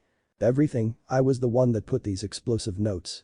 I tricked Hokage letting me into his library and then I was inside I detonated them. Hokage left me inside because he didn't want to risk me. He was proud of his work even if he wasn't the one who come up with it. It was you. You there what, 7? And you managed to fool Hokage. You're very good at acting or Hokage is going senile if 7-year-old brat could trick him. Now I understand why the nose of Yondaime was blown off. At that time no one could come up why Yondaime was targeted, most thought it was Iwa, but no one knew for sure. It was his way of getting back at Yondaime for sealing Kyuubi. It was easy. Everyone in this village just sees what they want, I just act like they expect me and no one questions. They won't even recognize who my father is. I look just like him except smaller and with whiskers. It was funny to think that they couldn't see similarities. Anko looked at Naruto and tried to picture him older and without whiskers. The image that popped almost made her start hitting her head into the tree. He looked just like Yondaime. She couldn't believe she didn't recognize the resemblance earlier. The whole village must be blind for not seeing this. I can't believe I didn't see this earlier. You look just like him. You're not the only one. The whole village don't see it. Or they just think that demon is mocking them. He wouldn't be surprised by that. So then are you going to put that seal? If you have Hokage library and Yondaime scrolls I can learn some powerful jutsu. And did you manage to come up with a seal that would remove my cursed seal? It was her dream to finally get rid of that damn thing. I was planning on putting the seal that will let you teleport now. As for cursed seal I'm almost finished. I need about 1 more month to come up with how to remove the part of seal that contains part of Orochimaru's soul. It has a failsafe seal that if attempted to remove it would kill the user.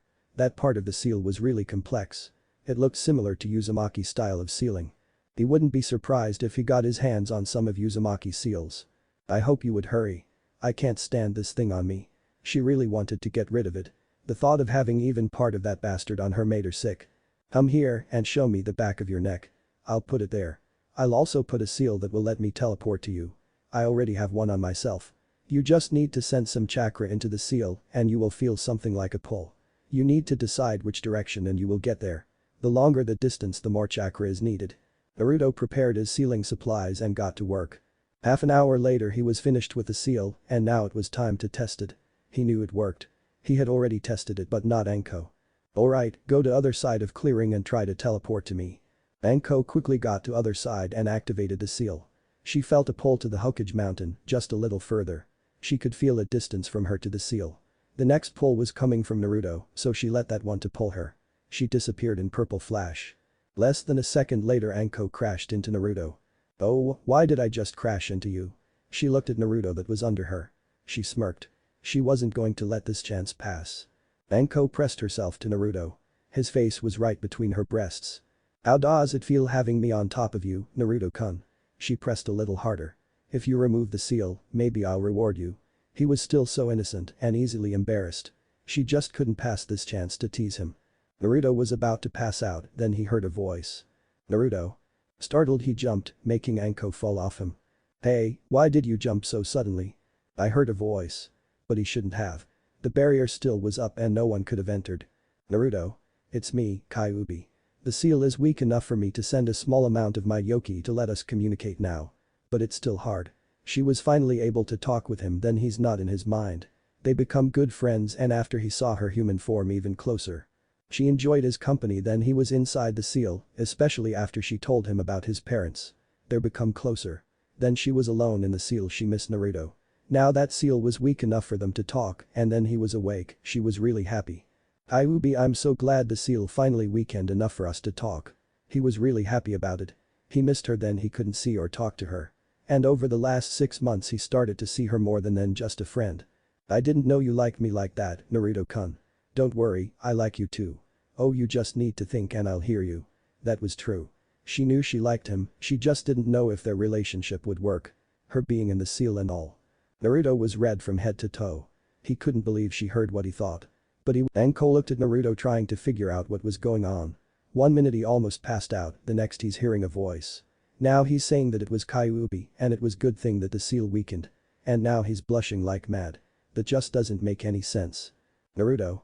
She was trying to get his attention. Naruto looked at her. He almost forgot that he wasn't alone. Ubi, we'll talk then I get home. I need to explain some things to Anko. He wasn't afraid to that he was container of Kyuubi.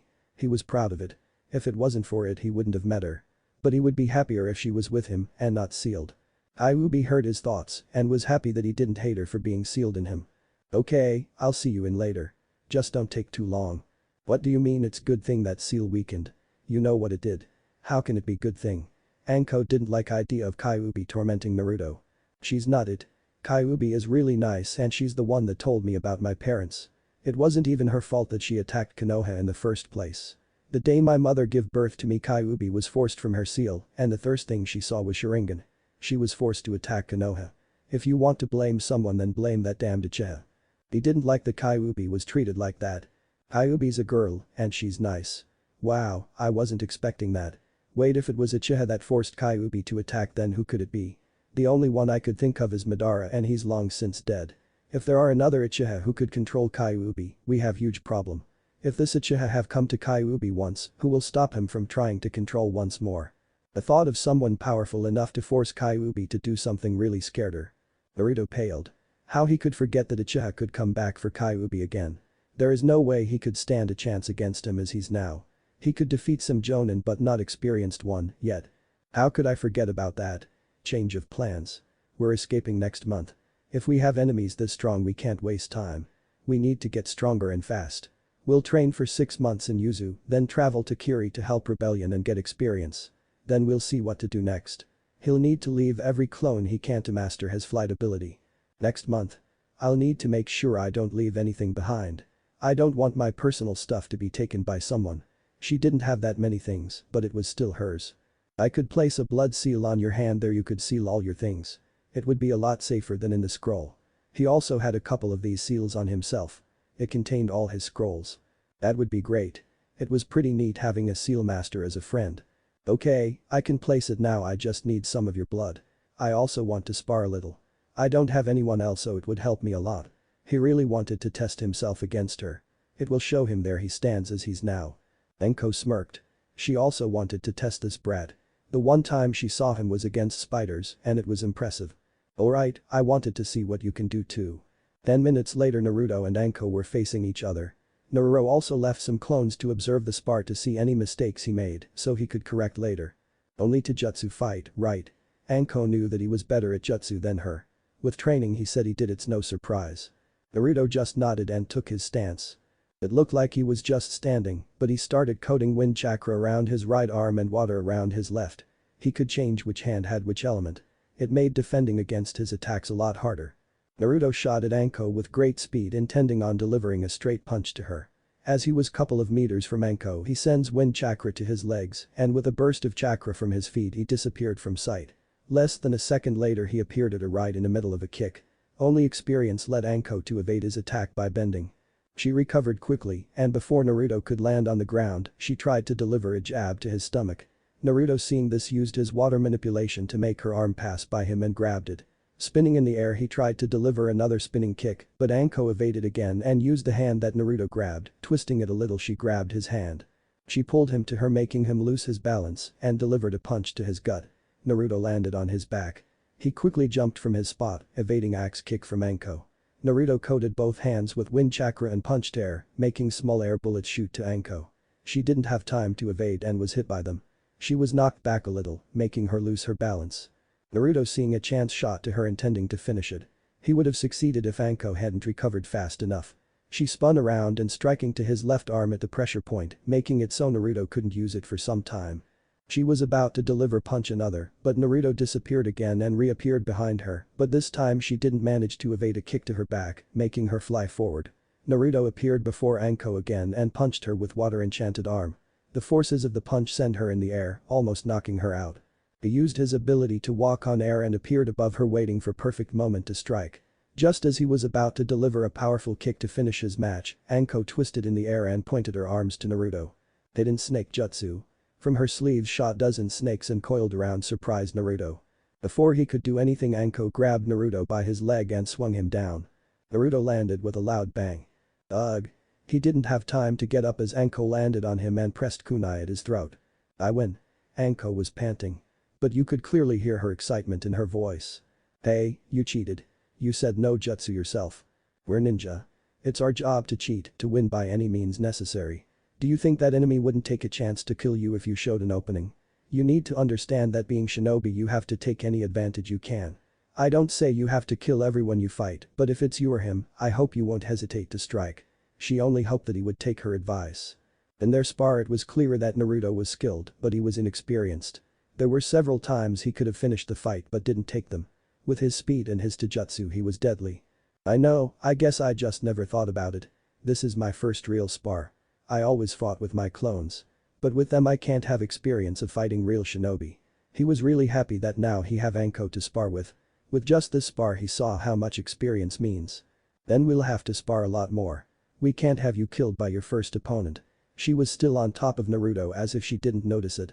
But Naruto couldn't ignore it anymore. You mind getting off me? He may like Anko but not in that way. Why? Earlier you liked it, but this time you won't escape. Wouldn't you like for me to teach a few more things? She pressed a little closer to him. She liked teasing him. He looked so serious all the time, but then embarrassed he would blush beet red. It was just so fun. This time Naruto wasn't going to let her have all the fun. I didn't know you there like that, Anko-chan. Huh? What do you mean? She was a little confused. I didn't know you liked this kind of thing. Do I have to call you Anko-sensei, maybe One-chan? He said with serious face, but inside he was laughing at her face. Is One-chan going to teach me how to become a man? Please be gentle. His eyes wide, with tears in corner. He looked like cute little child. Anko forgot all about teasing and jumped off him, her face red. Wah, no. Doesn't One-chan like me? Naruto pouted, trying his best not to laugh. No. I mean I like Naruto couldn't help it anymore and started laughing. Anko looked at him confused a little, but then remember what's going on. Her face reddened but this time from anger. You. Little. Brat. I'm going to kill you. She jumped at still laughing Naruto, intending to make him pay. Naruto saw this and started running from her still laughing. 2 hours later Anko was lying on the ground, panting from exhaustion. She didn't manage to catch Naruto. She almost had him several times, but he would disappear in a burst of speed or start flying. Is One-chan tired already? Don't you want to play some more? Still acting like a little kid Naruto was flying around her. He wasn't even tired. Why you little she managed to say. I'm going home. I can't be gone for all day. Anbu may come to check. I also need to make preparations for our escape. You can teleport to my training ground anytime, I'll be leaving my clones there to finish my flying technique and they will help you then I'm not there. I'll see you later Anko. And he left. Yay, but this isn't over. No way was she going to let him get away that easy. I really do need training if he can outrun me like that.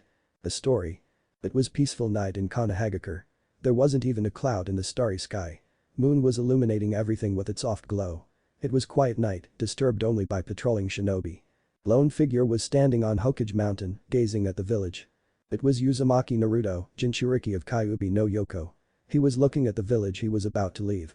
It has been over a month since he changed his plan to leave earlier and he was really busy all the time. Learning seals from scrolls of Mito, making plans for the future and helping Anko with her training. But it was finally time to leave this village. He didn't manage to learn a lot from sealing scrolls he got, but he had finally figured out how to destroy cursed seal placed on Anko. He'll be removing it then they are safe in Yuzu. He also started studying the seal that Kyuubi was sealed with. He wanted to look for a way to free her from it. He still remembers the night they talked about their feelings. Flashback. Naruto had just returned home from his meeting with Anko and now was lying on his bed, preparing to go talk with Kyuubi. He was a little scared, he didn't know what to say, he wasn't even sure what love really was like. This is the first time he felt like this and it scared him. Does he really have a chance with Kyuubi? Is it really going to work? He was brought back from his musings by a voice. Just get in here. Yes. He was startled by Kyuubi. He hoped she didn't listen to his thoughts. 10 minutes later he was in familiar clearing. He looked around and spotted Fox Lady sitting near the tree. He walked to her and stood there a little awkward, not knowing what to say. Hi. He said, wanting to just disappear right there and now. Kyuubi looked at him. She knew why he was like that. He didn't know what to do, all his life he hadn't known love. He was alone and had to take care of himself. Now he's confronted with emotions he hadn't felt before and it doesn't help the fact that he's just 10 years old. She wasn't doing any better herself. She may be hundreds of years old. This still is the first time anything even close to this happened.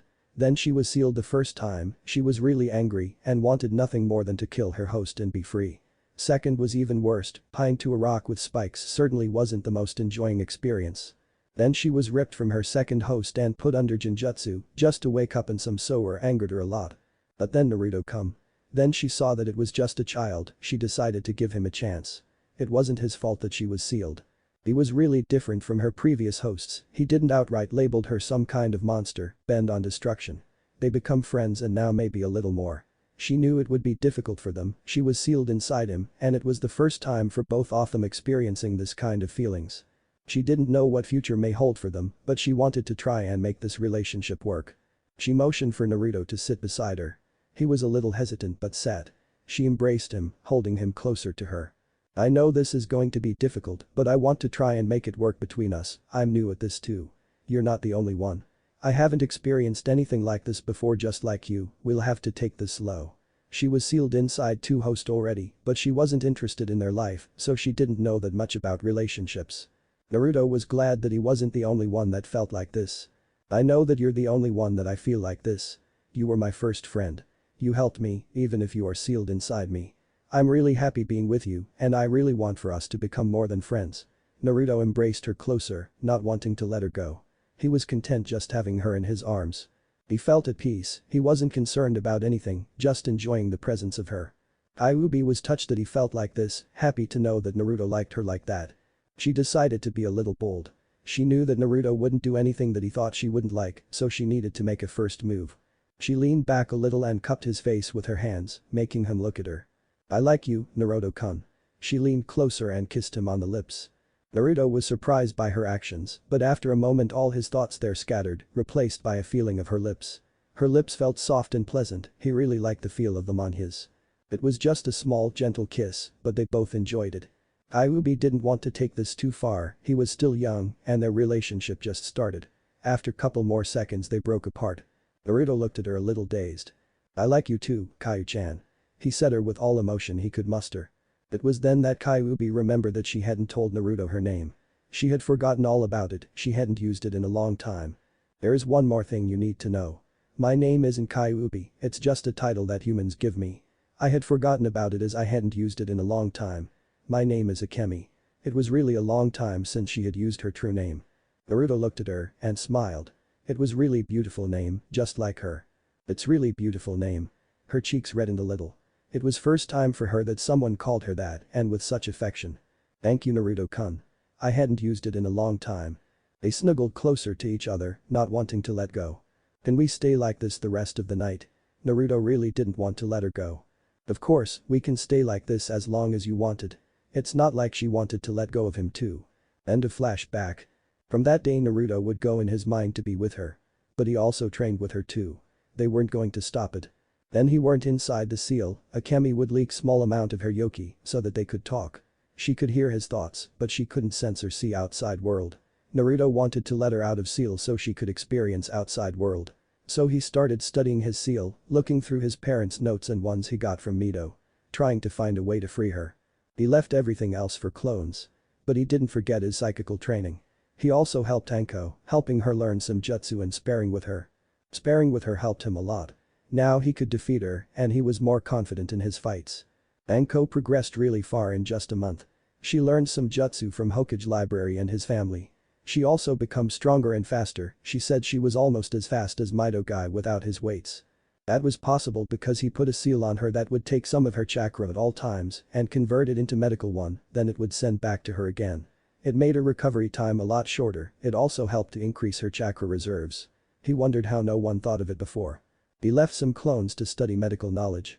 He wondered if it was possible to make a seal that would make someone Uzumaki. It would help his dream of restoring his clan.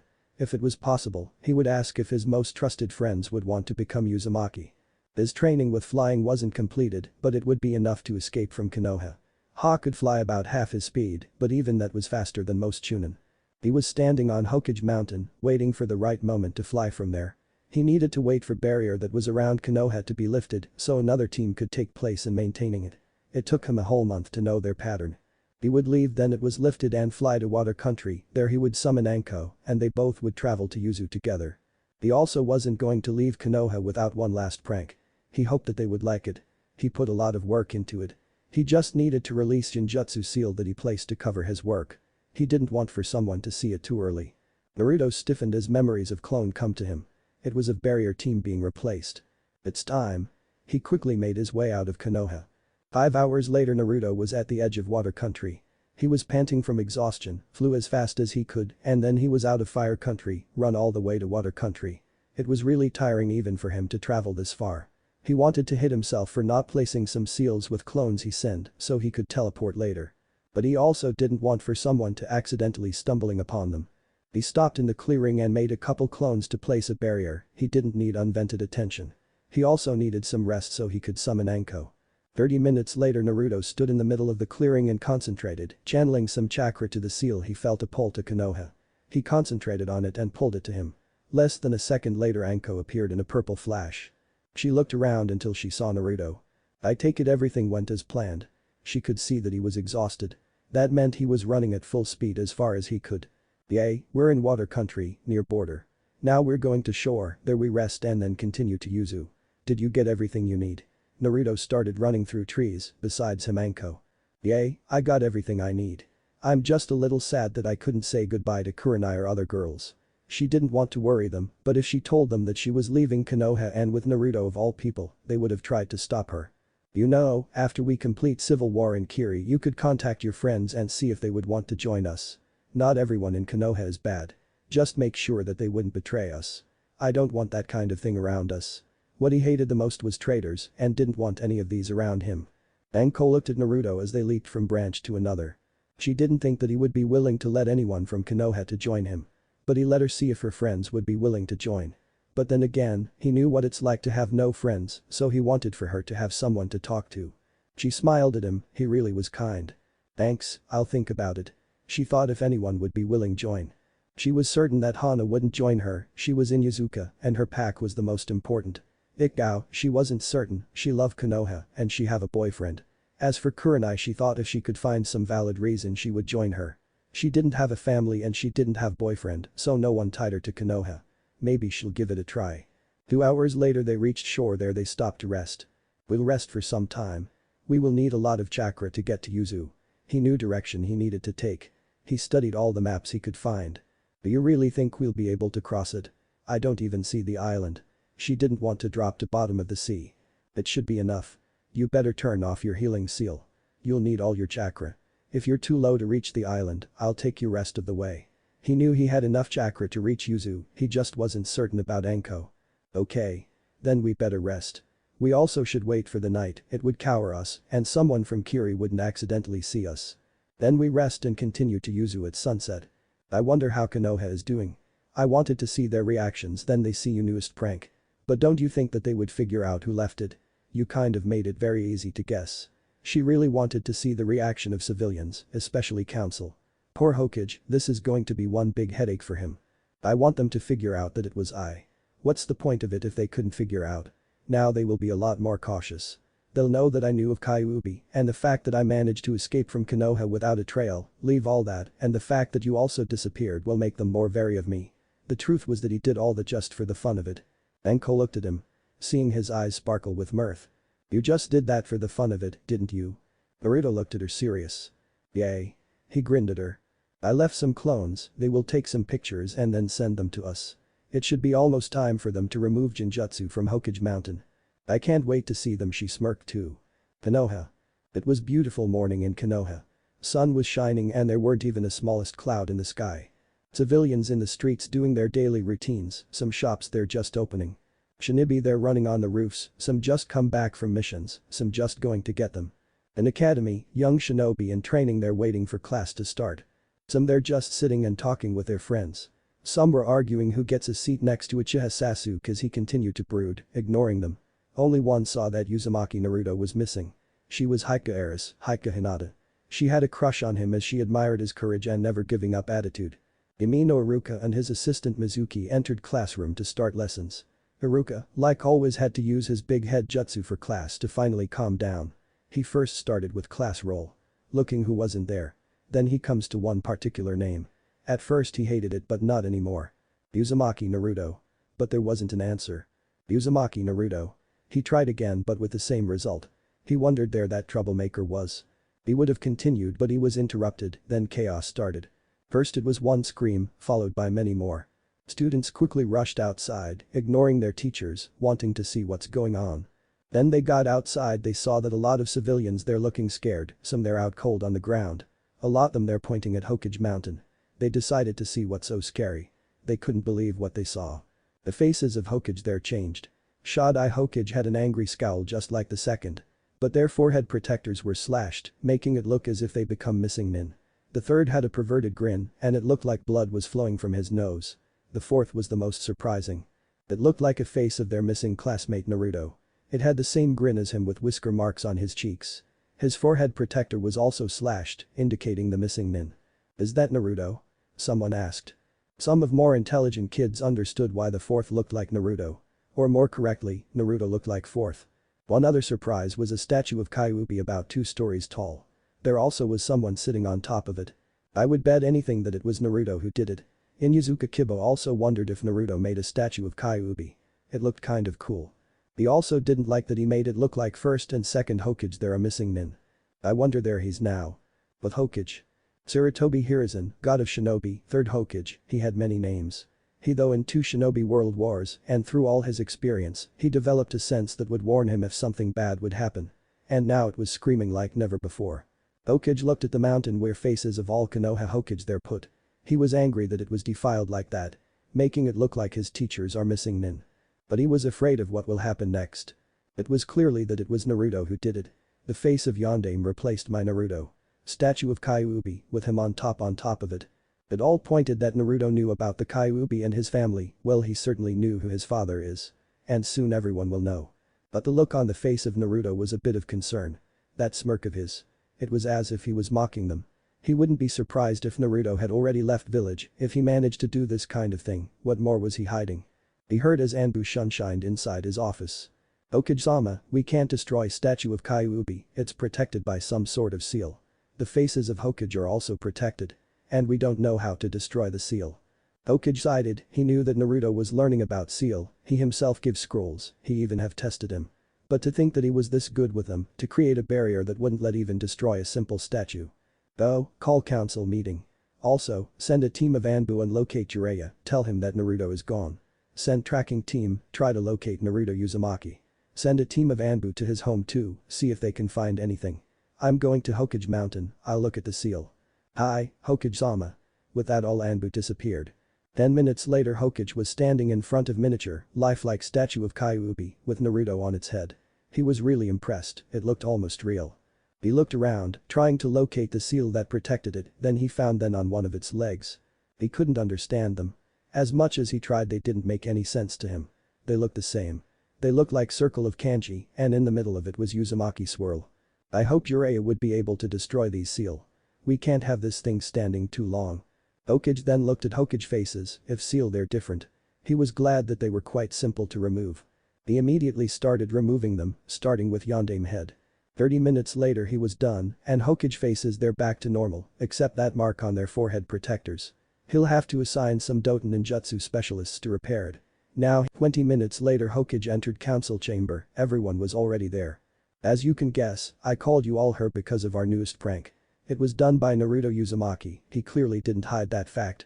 He was interrupted by civilian council shouting for his death. But it was already bad day for Hokage. He was old and tired of all this, and now they're demanding that he would execute Naruto, shouting at him and even ordering. He already had a headache, he snapped. Silence. Hokage shouted, blasting them with killing intent. Anbu. Take all civilian council to Ibiki, they dare order me, that's a treason, I'm Hokage, and you do as I say. Tell Ibiki that he can do anything he wants, he just has to find what they know. Just as he finished, all civilians disappeared to Ibiki. Silence only was heard, no one could believe what happened. Shinobi section was happy that finally Hokage got rid of civilians. It was military village, not a playground. 3 elders weren't happy. Without civilian council they didn't have power they had before. Now, if anyone has anything to say, wait until I'm finished or you also be getting a date with Ibiki. He looked at everyone and seeing that they understood he continued. As I was saying. Naruto was the one who did it. I send a team to look for him and also his apartment. I was at Hokage Mountain to see the seals that prevented my Anbu from destroying that statue of Kyuubi, but I couldn't even understand the seals that they're placed on it. Only the ones on Hokage face they're easy to remove. I have sent a team to get Jiraiya so he could look at the seals. Now anyone have any questions? Everyone was surprised that Hokage couldn't remove seals that they're placed by a 10-years-old kid. But if he could change Hokage faces and place a statue of Kyuubi and no one saw it, they shouldn't be surprised. But one question everyone wanted the answer to. Is the father of Uzumaki really Yondaime? Asked Narashikaku. He respected Yondaime and were good friends with him. But to think he couldn't figure out that Naruto was a son of Yondaime was quite a blow to him. With IQ of over 200 and he didn't notice similarities. It was really embarrassing. Hokage sighed, Naruto just had to go and do something like this.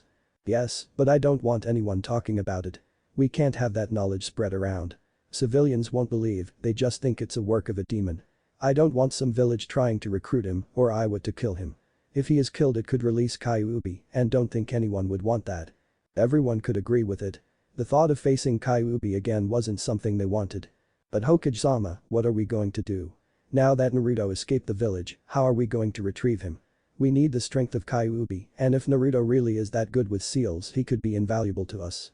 Danzo was cursing himself for not approaching Naruto sooner. He knew something was strange after that incident with Sasuke, he even placed his root to monitor him, but they didn't found anything. It could be that he knew he was being watched and acted according. I'm going to assign Jiraiya to find Naruto. He have a lot of spies, it shouldn't take long for them to find him. He really hoped that Jiraiya would be able to find Naruto. Hokage-sama, we should place Uzumaki in Bingo Book. It would be faster in getting him back. That was Kaharu Udatane, teammate of Hokage. Hokage wondered if it was time for her to retire. We can't. If we place 10 years old, academy student that failed to graduate 2 times. But managed to escape Konoha and we can't even locate him. How do you think other shinobi nations react? And if we place his photo everyone will be able to see who his father is. Konoha would be a laughingstock. Everyone knew that would be really bad.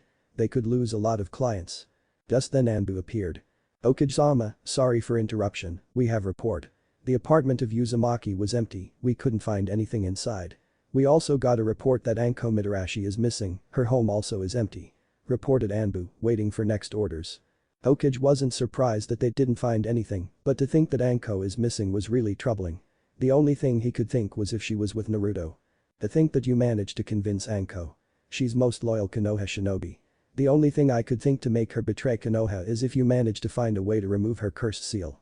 But if you're already that good with seals that you can remove that one, then you surpassed even Jiraiya and maybe your father too. He was proud that Naruto become a seal master in such a young age. But that just provided how powerful he could become later. Thank you, you can go now. And Anbu disappeared. We'll be placing Anko as a rank missing nin. She most likely is with Naruto. I can only think of one reason she would betray her village, and that's if Naruto managed to find a way how to remove her cursed seal. Hokage looked as everyone had a look of shock. They knew that even Jiraiya couldn't remove it, if Naruto managed to do that then he's a seal master, better than Jiraiya. This meeting is over. And with that, Hokage exited. Danzo was fuming. He just lost his chance at getting his hands on Jinchuriki. And he had such plans for him. After he exited Hokage Tower and walked into an alley, he quickly took out a seal tat and activated, but nothing happened. I should have known, he must have found the seal on her and removed it. I'll have to send a team of rod agents to look for them. They could become a real threat for Konoha. I need to remove them before they become too strong. Danzo continued his walk, thinking of the best way to get rid of them. Next day, Hokage office. Hokage was sitting in his chair thinking what to do. He looked at documents that provided that Naruto was really a son of Yondaime. But he still felt like something was not right with the documents. So he decided to test his theory and tried to burn one of less necessary documents. A couple of seconds of burning it disappeared in puff of smoke. They were all fake. He didn't know how he managed to do it, but he knew that only Naruto could open that safe without him. Now he had all the documents that provided his heritage and also one he made with Danzm.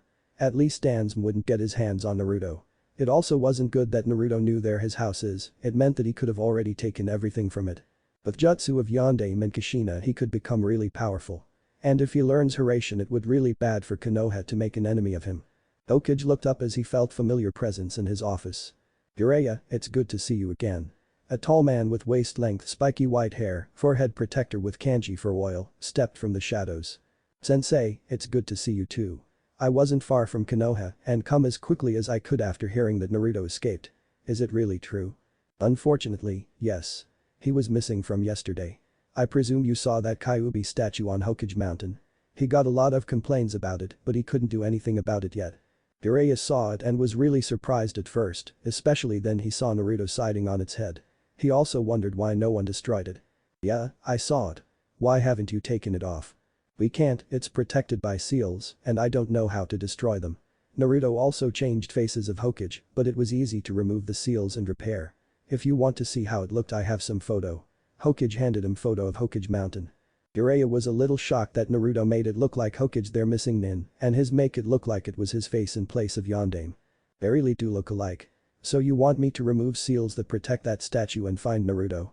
It wasn't hard to figure what Hokage wanted. Yes, I also think that Anko is with him. She disappeared the same day as he. That was news for Jiraiya. It was kind of shocked that Anko would run from Konoha. He thought she was most loyal shinobi and wouldn't do something like Orochimaru. He didn't know what could happen to make her leave. Then he remembered something, a cursed seal. Do you think that Naruto found a way to remove a cursed seal that Orochimaru placed on Anko? Don't you think it's a little far-fetched? Even I couldn't remove it, and you think a 10-year-old brat could remove it? He had studied the seal intensively. And he still couldn't find a way to remove it. Hokage sighed, he knew that Jiraiya wouldn't believe it. Let's go to Hokage Mountain, you'll see what kind of seals Naruto created. 10 minutes later both were standing in front of statue. The seals are on that leg. Motion Hokage to where seals are. 10 minutes later, Jiraiya looked at Hokage with serious face. I don't know how to remove them. I don't even know what kind of seals they are. They're protected by some sort of seal. The only one I know who could do something like that was Uzumaki Mito. How is it possible for him to reach that kind of seal mastery? I know the Kushina could use something like this only on some seals. Minato told me once that then Kushina tried to explain the concept of these kinds of seals, even he couldn't understand them. It's beyond my knowledge. I'll try something to destroy statue, but I'm not sure if it will work. Jiraiya took his sealing supplies and started making a seal tag. 5 minutes later he was finished. It's explosive tag, but it's more powerful than regular one. He placed it and retreated so he wouldn't be caught in the blast. As he activated it the seal lit up, but before it could explode, it sizzled and disappeared. Damn, it can even prevent other seals from activating. Then how about brute force? He enchanted his arm with chakra to make it more destructive. He swung his arm at the leg, but after it hit there wasn't even a crack in it. Jiraiya looked at the spot he punched, impressed. He placed his hand then channeled chakra, after few seconds he retrieved his hand. I really want to meet him. He managed to make a seal that absorbs chakra and strengthens the statue. He really is a genius with seals. I don't know how he managed to link them together that it would absorb from other seals and even chakra enchanted punch. He really was impressed by seals that they're made. If Naruto just made these for a prank, he really wanted to see what else he had.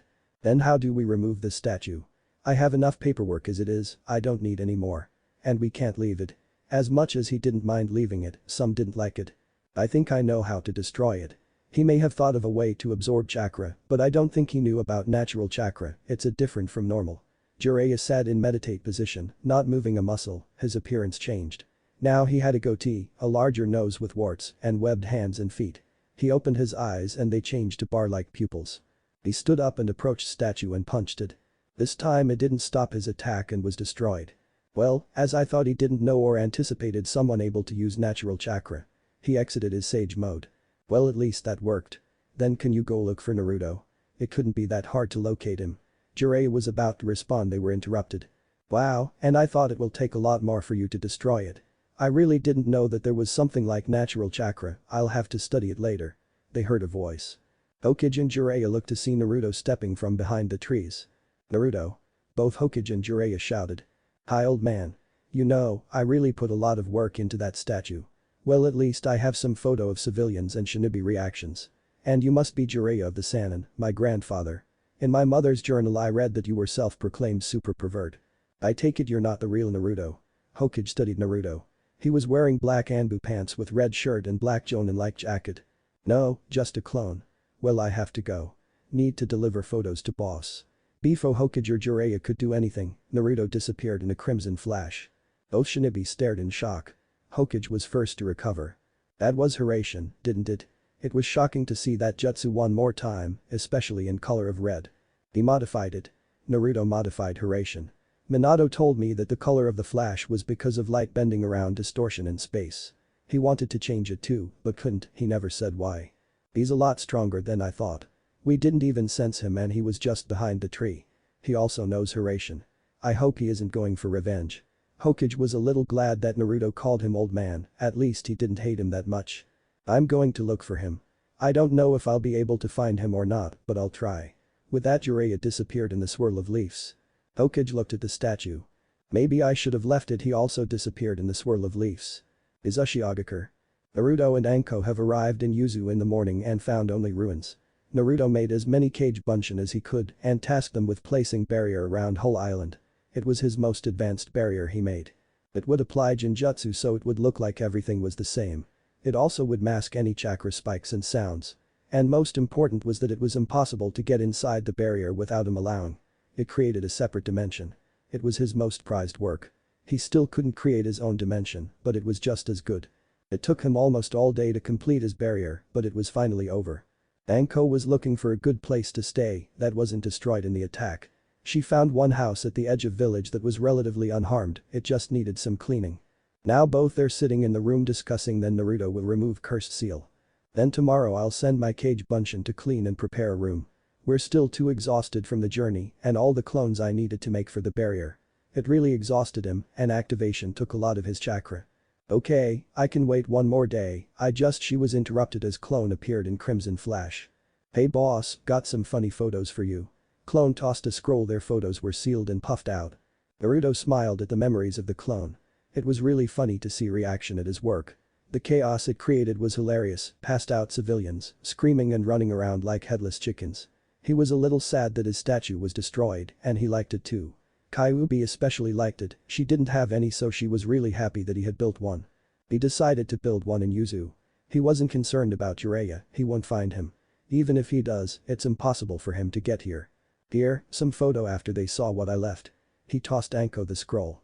I'm going to sleep, tomorrow we have a lot of work to do. It's also the start of our training. With that he got up and headed to his room, leaving Anko. Good night, I'll see you tomorrow. Anko looked through collection of photos, laughing at the reaction of civilians and shinobi. She wondered what would happen if the real Kyuubi showed up and not just the statue. I better go to sleep too. Tomorrow's finally the day I'll be free from Orochimaru. With it she drifted to sleep, a small smile on her peaceful face. I do not own Naruto. The story. Naruto and Anko were standing in an empty room. Both of them looked at how clones drew seals in the middle of it. The seal is really big and concentrated on two spots, one in the middle, where Anko will be sitting and another besides her, their fragment of Orochimaru's soul will be. Naruto also put seals on Anko, around her cursed seal.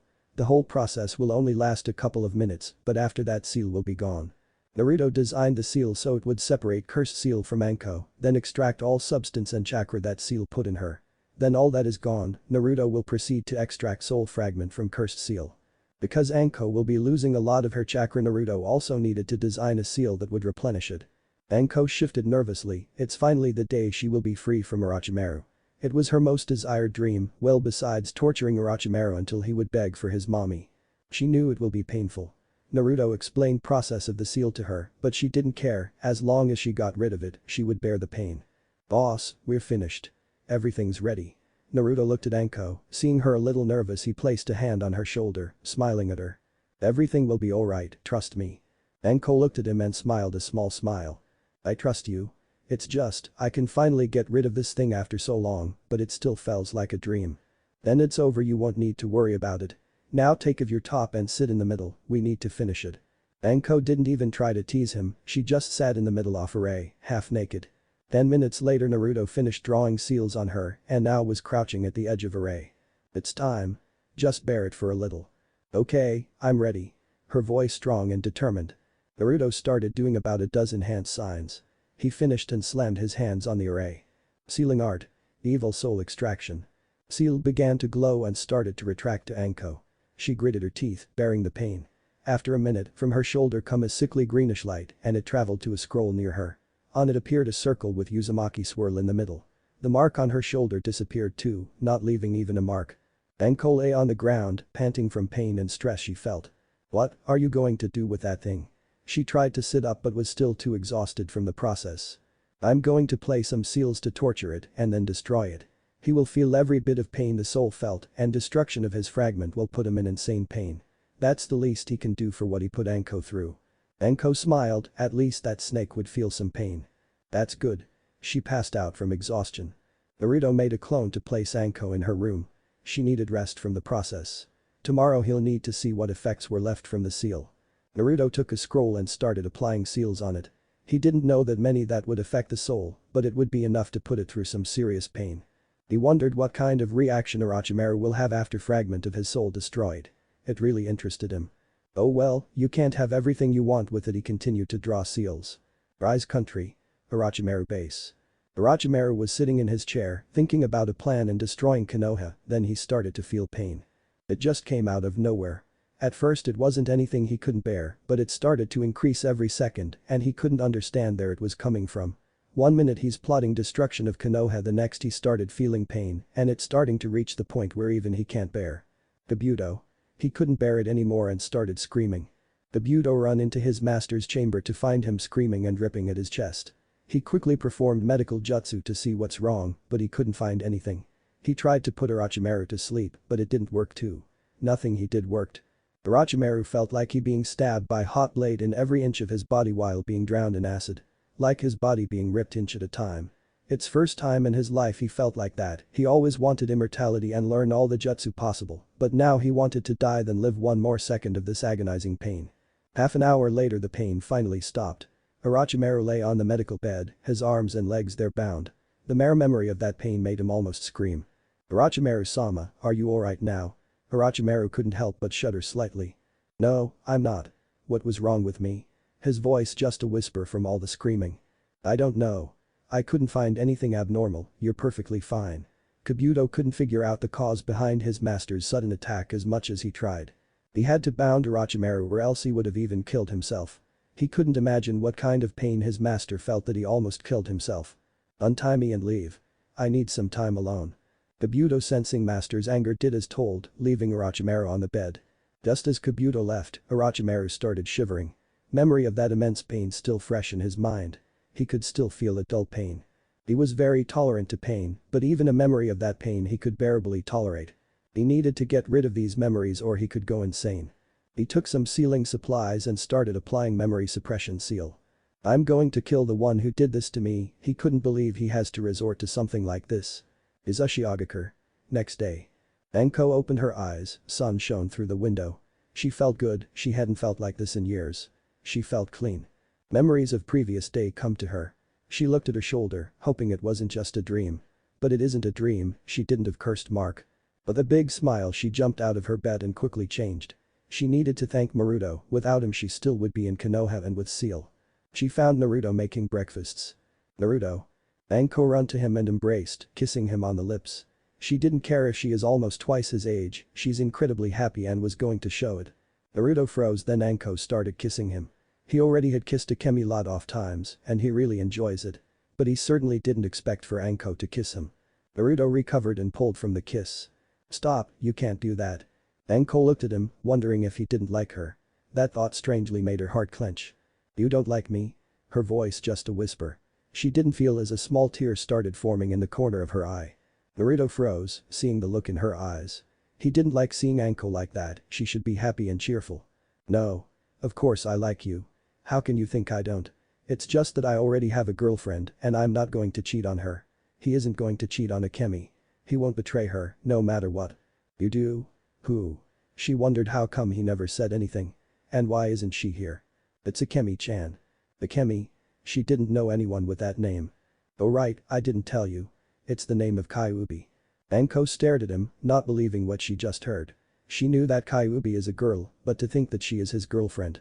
She wouldn't have believed it if anyone else said that. While Anko still in shock from what Naruto said, he got his own shock. While Naruto and Anko were talking, Akemi was listening and heard everything from the moment Anko kissed Naruto. Then Naruto said that his girlfriend is Akemi, she decided to speak. Naruto, I'm glad you feel like that. I know you wouldn't cheat on me, you're far better than that. But that doesn't mean you can't have another girlfriend. Demons isn't into that monogamy, a lot of them have couple and more partners. If you love them and they love you and don't mind sharing, I'm okay with it. It would also help you revive your clan. It was quite popular for demons to have more than one mate and if Naruto loved them she didn't mind. Naruto listened in shock. He couldn't believe what his girlfriend is telling him. She just said that he can have more than one girlfriend. You don't mind. But only if you approve of them and they love me and don't have anything against you. He wouldn't even love someone who would blame Kyuubi for something that wasn't her fault. Now tell Anko that. From what you told me about her and from what I have seen, I know she wouldn't mind sharing and I'm quite certain that she likes you. Naruto looked at Anko, she still was in shock. Well, you can't blame her. It certainly isn't every day you find out that most powerful demon have a boyfriend and he's 10 years old. Anko, she looked at him. Akemi told me that I can have more than one girlfriend as long as we love each other. I know I like you. You're my first real friend, well, human at least. You funny and I like being with you. And Akemi said she didn't mind sharing with you. It was strange for him trying to get another girlfriend, but he liked Anko and if he can make her happy, he would do it just like for Akemi. Anko looked at him, thinking what to do. Did she love him? Well, she certainly likes him, he's the first person that she can relax and enjoy herself and she enjoyed the kiss. The thought of sharing him wasn't that bad. If he would love them all and she knew that Naruto certainly would. She didn't mind sharing him with Kyuubi, Akemi, she corrected herself. It wasn't her fault that she was forced to attack Konoha. She looked at Naruto. She may be twice his age, but in couple of years he certainly would become handsome guy. And with his stamina Anko started imaging all the things they could do and not just the two of them. She stopped her trail of thoughts then Naruto as he saw her start daydreaming. Oh, I don't mind sharing, Akemi. She smiled and walked to him. She leaned and captured his lips with her own. Naruto this time responded and kissed her back.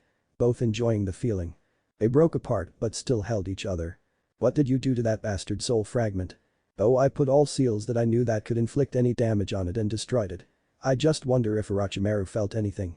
This is the first time I've done something like that and I want to know what effects it caused. It really intrigued him.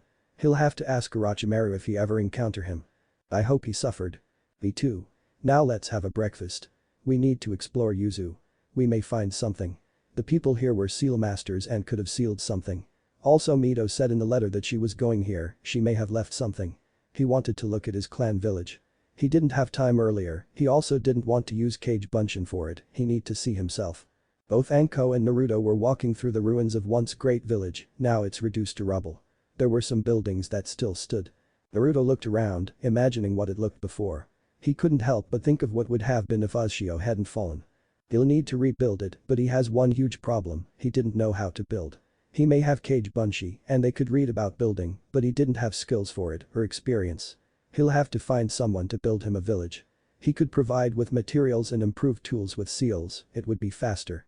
But he'll need money and a lot of it. Maybe we should do some bounty hunting, look for some missing nins, or do some missions. That way we could gather some money. But first he needs to become stronger, if he wants a village he needs to be strong enough to defend it. After some time it's bound that other nations would find about new village. It can't be too well hidden if even potential clients wouldn't know about it. His thoughts were interrupted by Anko. Hey, Naruto-kun, look at that. He looked at Anko to see her pointing just a little to his left. He turned to see what it was. He saw that it was a building, similar to Hokage Tower in Konoha, but this one was taller and bigger. It also had a big symbol for Uzumaki clan, but it's really damaged. He could only think that it's the tower for Uzukage. But it wasn't as damaged as he thought it would be. That should be the place their cage was located. But I wonder why it wasn't destroyed, I thought it would be the first target. After the come to the tower, Naruto started looking why it wasn't destroyed, the only thing he could think of is some sort of seals. Looking around the walls, he found that there were seals engraved into walls. Some there similar to ones he made to strengthen his statue of Kyuubi. But they were slightly different. Some seals also acted as traps and defended the place. He looked at the door and bit his thumb. Placing it on the seal that was on the doors, he started channeling his chakra. Couple of seconds later it opened with a click. Did you see how many skeletons there are? I'm glad that you're here.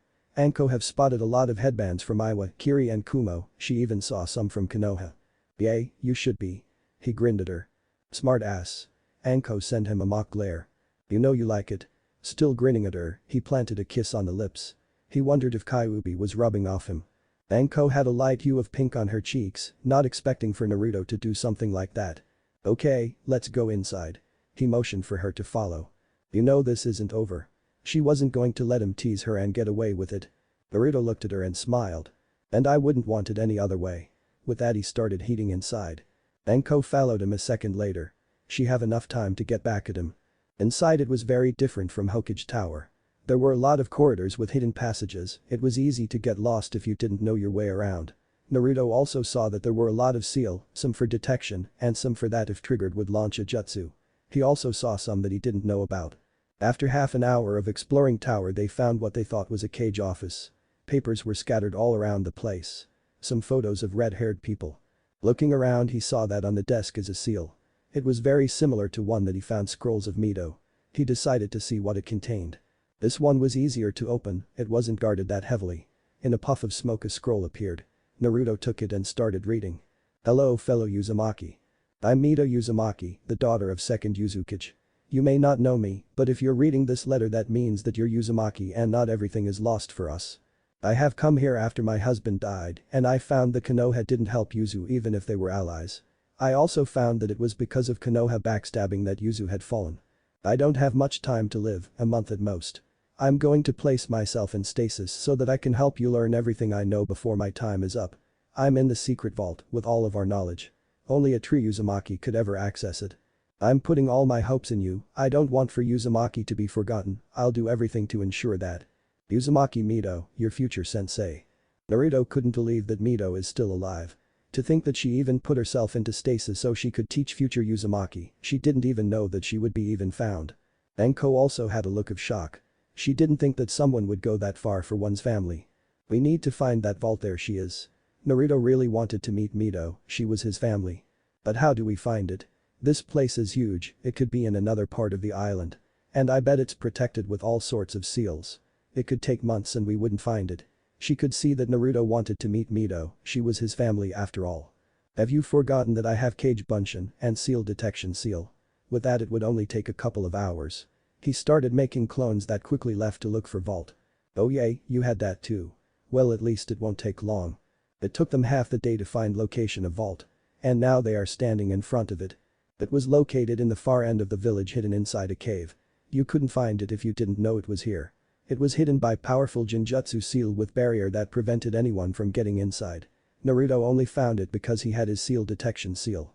He started drawing some seals around barrier seal. He didn't know required hand seals to enter the cave, so he need to temporarily disable it. 10 minutes later it was done, and both Naruto and Anko walked into the cave. It was dark, just barely visible. But it is huge, and it clearly showed that no one was here in a long time. Naruto stopped in front of the doors that are half the size of Konoha main gates. They were decorated with waves-like design, and in the middle was a big swirl. He come closer and could see that it required blood to open them. He didn't waste time and quickly applied some of his blood. With a click the doors opened, allowing Naruto and Anko to step inside. The vault was huge, filled with rows of bookshelves filled with scrolls and books. He could see that there is armory too. Naruto and Anko separated, wanting to see what was in here, library in Konoha couldn't even compare to this one. Naruto looked through some scrolls and found that there are a lot of jutsu that he hadn't even heard before. With everything he have he could become most powerful shinobi in the world. He was about to head to the armory, then he heard Anko shout his name. He quickly run there, thinking that she got in some traps. As he got near her he saw that she looked fine and stood in front of the bed. And in it lay beautiful red-haired woman. She looked like she was in her mid-30s. She has long red hair that was neatly laid behind her. She wore beautiful light blue kimono with dark blue swirls. It showed that she had D-cup breasts and her figure was lean but still had feminine curves. That's Mito. Naruto couldn't believe she looked this good being over 100 years old. He knew that Uzumaki had long lives, he even read that some that lived for 300 years. But to think that they also retained their youth wasn't something he knew. I think every woman in the world would give anything to look like that then they reach over 100 years. Anko wouldn't mind being Uzumaki if she would look like that. Well, maybe you could. He found that it really could be done, in theory at least. You needed to change person's whole DNA, its chakra system and may other things. Practically it was impossible, but he didn't give up, he already has a seal that would change chakra system. With this new library he has now, he may find the rest he needed to complete the seal. He also could ask Mito for help. He was sad that she had just about a month to live without stasis. Wait, maybe she don't need to die, I could change her damaged chakra system. No, it wouldn't work, it needs working chakra system. Still I can't just let her die, she's my family. I need to find some way to cure her, some kind of seal that would help her. He was brought back by slightly eager Anko. You can make me a Uzumaki. Is that even possible? The possibility of becoming Uzumami really appealed to her. She has first-hand experience of what Uzumaki can do. If she would have stamina and chakra capacity close to Naruto, she could become one of the most very powerful Kanachi in elemental countries. Not yet, but I'm working on a seal that should change someone to Uzumaki. In theory it could be done, but no one has succeeded before. In Konoha I didn't have enough information to work with, but maybe I'll be able to find something here. I'm also going to find a way to cure Mito. I just can't leave her to die, she's my family. He made 20 cage bunshin and directed for them to look for anything that could help and cure Mito. Cure her? But is it possible to cure the damage left from Biju extraction? I heard that after the process all hosts die, it's a miracle that Mito even lived. She didn't think it could be that easy to cure damage left from having a Kemi extracted and then seal it into kushina. I don't know, but I just can't let her die like that. She's the only family I have left as far as I know. I'm going to leave her in stasis until I find a way to cure her. He wasn't going to let his family die if he can save them, even if it looked impossible. Then are we going to start our training? Anko was eager to start her training. In just 1 month she and Naruto were training. She became almost as fast as Guy, and that was between missions and her work at T&I. Now she could devote all her time in getting stronger, and with all the knowledge at her hands, she could become as powerful as Cage, maybe even more. With the help of Naruto, it wouldn't be impossible. The prospect of becoming more powerful than Orochimaru made her giddy. Then she sees him next time she could pay him back for all the time she suffered because of him. Right now. We don't need to waste time, the sooner we start the more time we have. I'm going to put a seal on you that will take some of your chakra and send it back into your chakra points, forcing them expand. It would be slow process, even if you have a seal that quickens yours healing, it can't reappear your chakra network. I'm also placing resistant seals, it will help with your stamina and it will also make you stronger and faster. Naruto will make sure that Anko would become stronger than San in her cage. What are you going to do? I know that you'll be looking for a way to cure Mito, but you're not going to abandon your training, are you? No, I'm going to let Cage Bunshin to do that. But I also can't place any resistance or gravity seals on myself. I just started my growth spurt and I could stun it if I place on myself too much burden. I'm going to refine my taijutsu and elemental manipulation.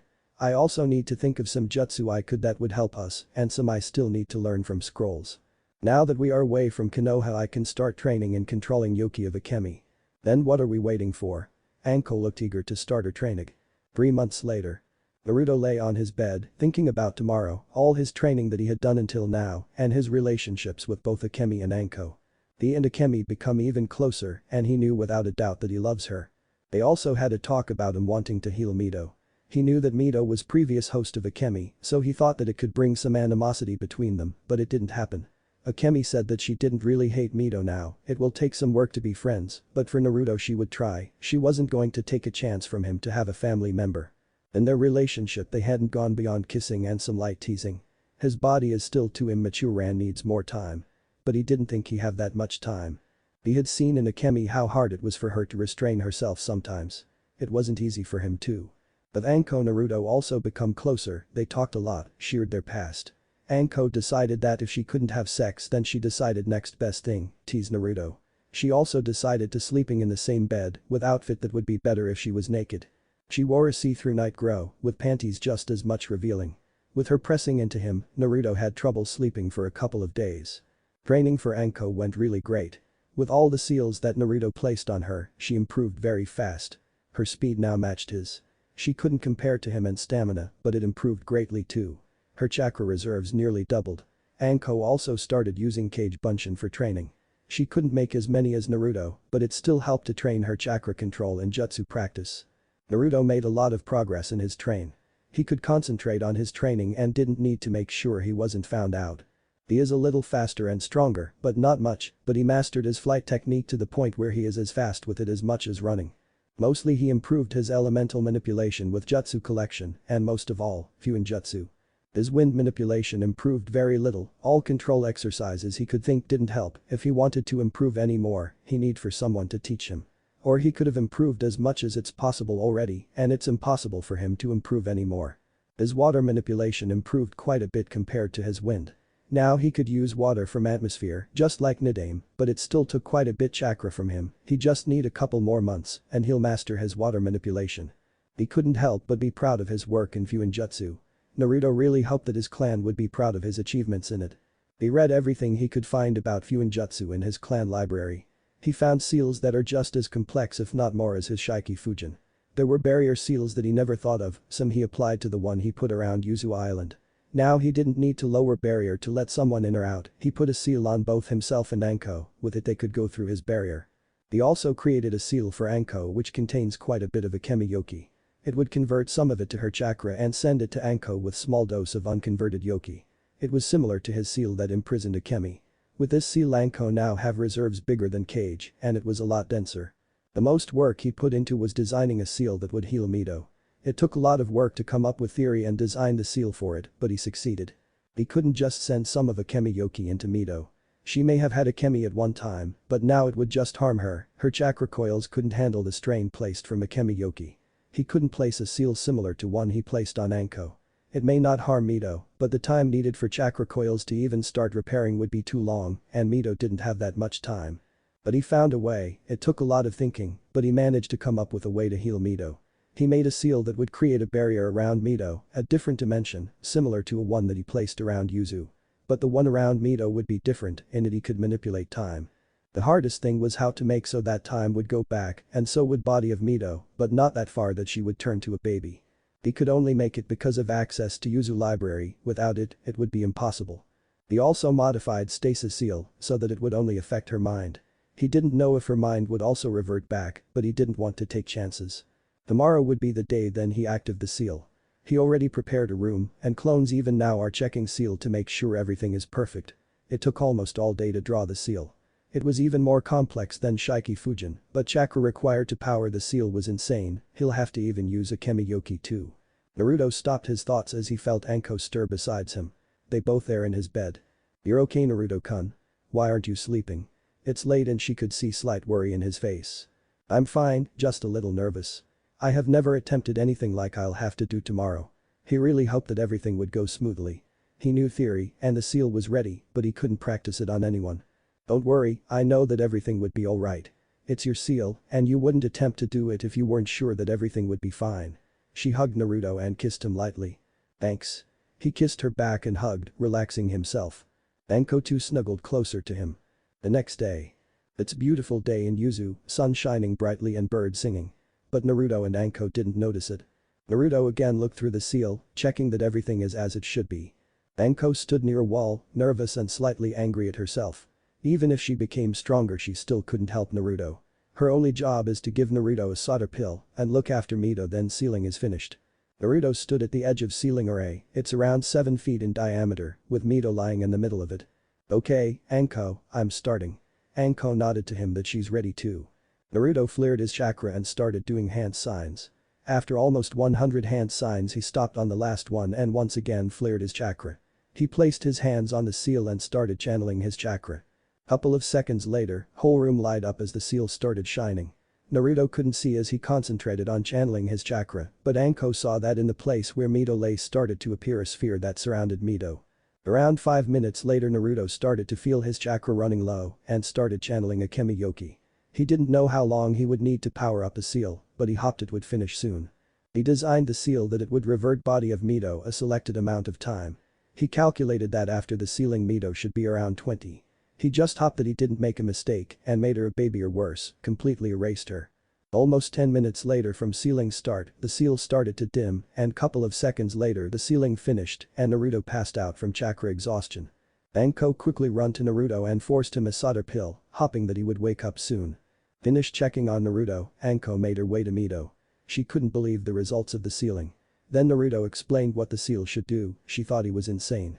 Now looking at Mito, who looked like she was in her early 20s, she couldn't help but marvel at the seal's power. To think that Naruto managed to make a seal that could reverse time is still something hard to believe. Anko made a cage bunchen and let it take Mito while she took Naruto and Shunshined them to their temporary house. She placed Naruto in the bed and Mito in the next. Naruto groaned as he woke up, feeling stiff all over. He looked around and saw that he is in his bed, he couldn't see Anko, but he guessed she could be looking after Mito. Exiting his room and made his way to kitchen. In the kitchen he saw Anko making some food. "How long was I out?" He hoped that it wasn't too long, he need to remove stasis seal from Mito. Anko turned to him and offered some water. "Not long, almost 2 hours. I placed Mito in the room besides ours, the one I slept at first. I'm making some food for both of you. I bet you're hungry after using so much chakra." Just as she mentioned food his stomach growled, earning him a giggle from Anko. "Here, sit I'll make some more." "Thanks, Anko-chan." Naruto smiled at her, grateful for food. Half an hour later Naruto and Anko stood beside the bed that Mito is lying in. Anko also brought some food for her. Mito would definitely be hungry after being in stasis for so long. Then I removed the seal. We better give her some space, we don't need to scare her or anything. Anko nodded and stood beside the wall. Naruto made a couple of hand signs and placed a finger on forehead of Mito, channeling some chakra until he saw a seal break and quickly made his way near Anko. First thing Mito felt is numbness, she couldn't even lift a finger. It felt like she was in different body. After couple of minutes later, numbness started to retreat and she begun to stir. But she still couldn't move her body like she wanted. Mito also heard someone whispering between themselves. From the voice she could determine that it is a young boy and woman that they're talking. She didn't really worry about them that much, if she woke up it means that both of them or one is Uzumaki and unsealed her. 10 minutes later she finally could move her body, but it still felt strange. She wrote it of a side effect from being in stasis for a long time. Mito opened her eyes and quickly shut them again. She almost got blinded, sun shone through the window, her eyes still aren't used to bright light. Couple more tries and her eyes finally adjusted to the light. First thing she saw were ceiling that looked like it needed some serious work to make it look like it used to be.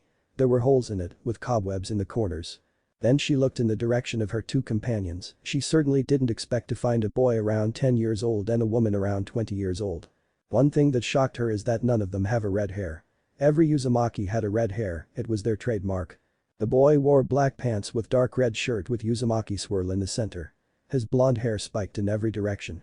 His eyes were something that Mito really liked, he looked at her with his warm blue eyes that reminded her of the sea. One thing that intrigued her is his whiskers like marks on his cheeks. She hadn't seen anything like that before, she wondered how would it feel to touch it. Blonde-haired boy come forward, smiling at her. Hello Mito. I'm really happy to finally meet you.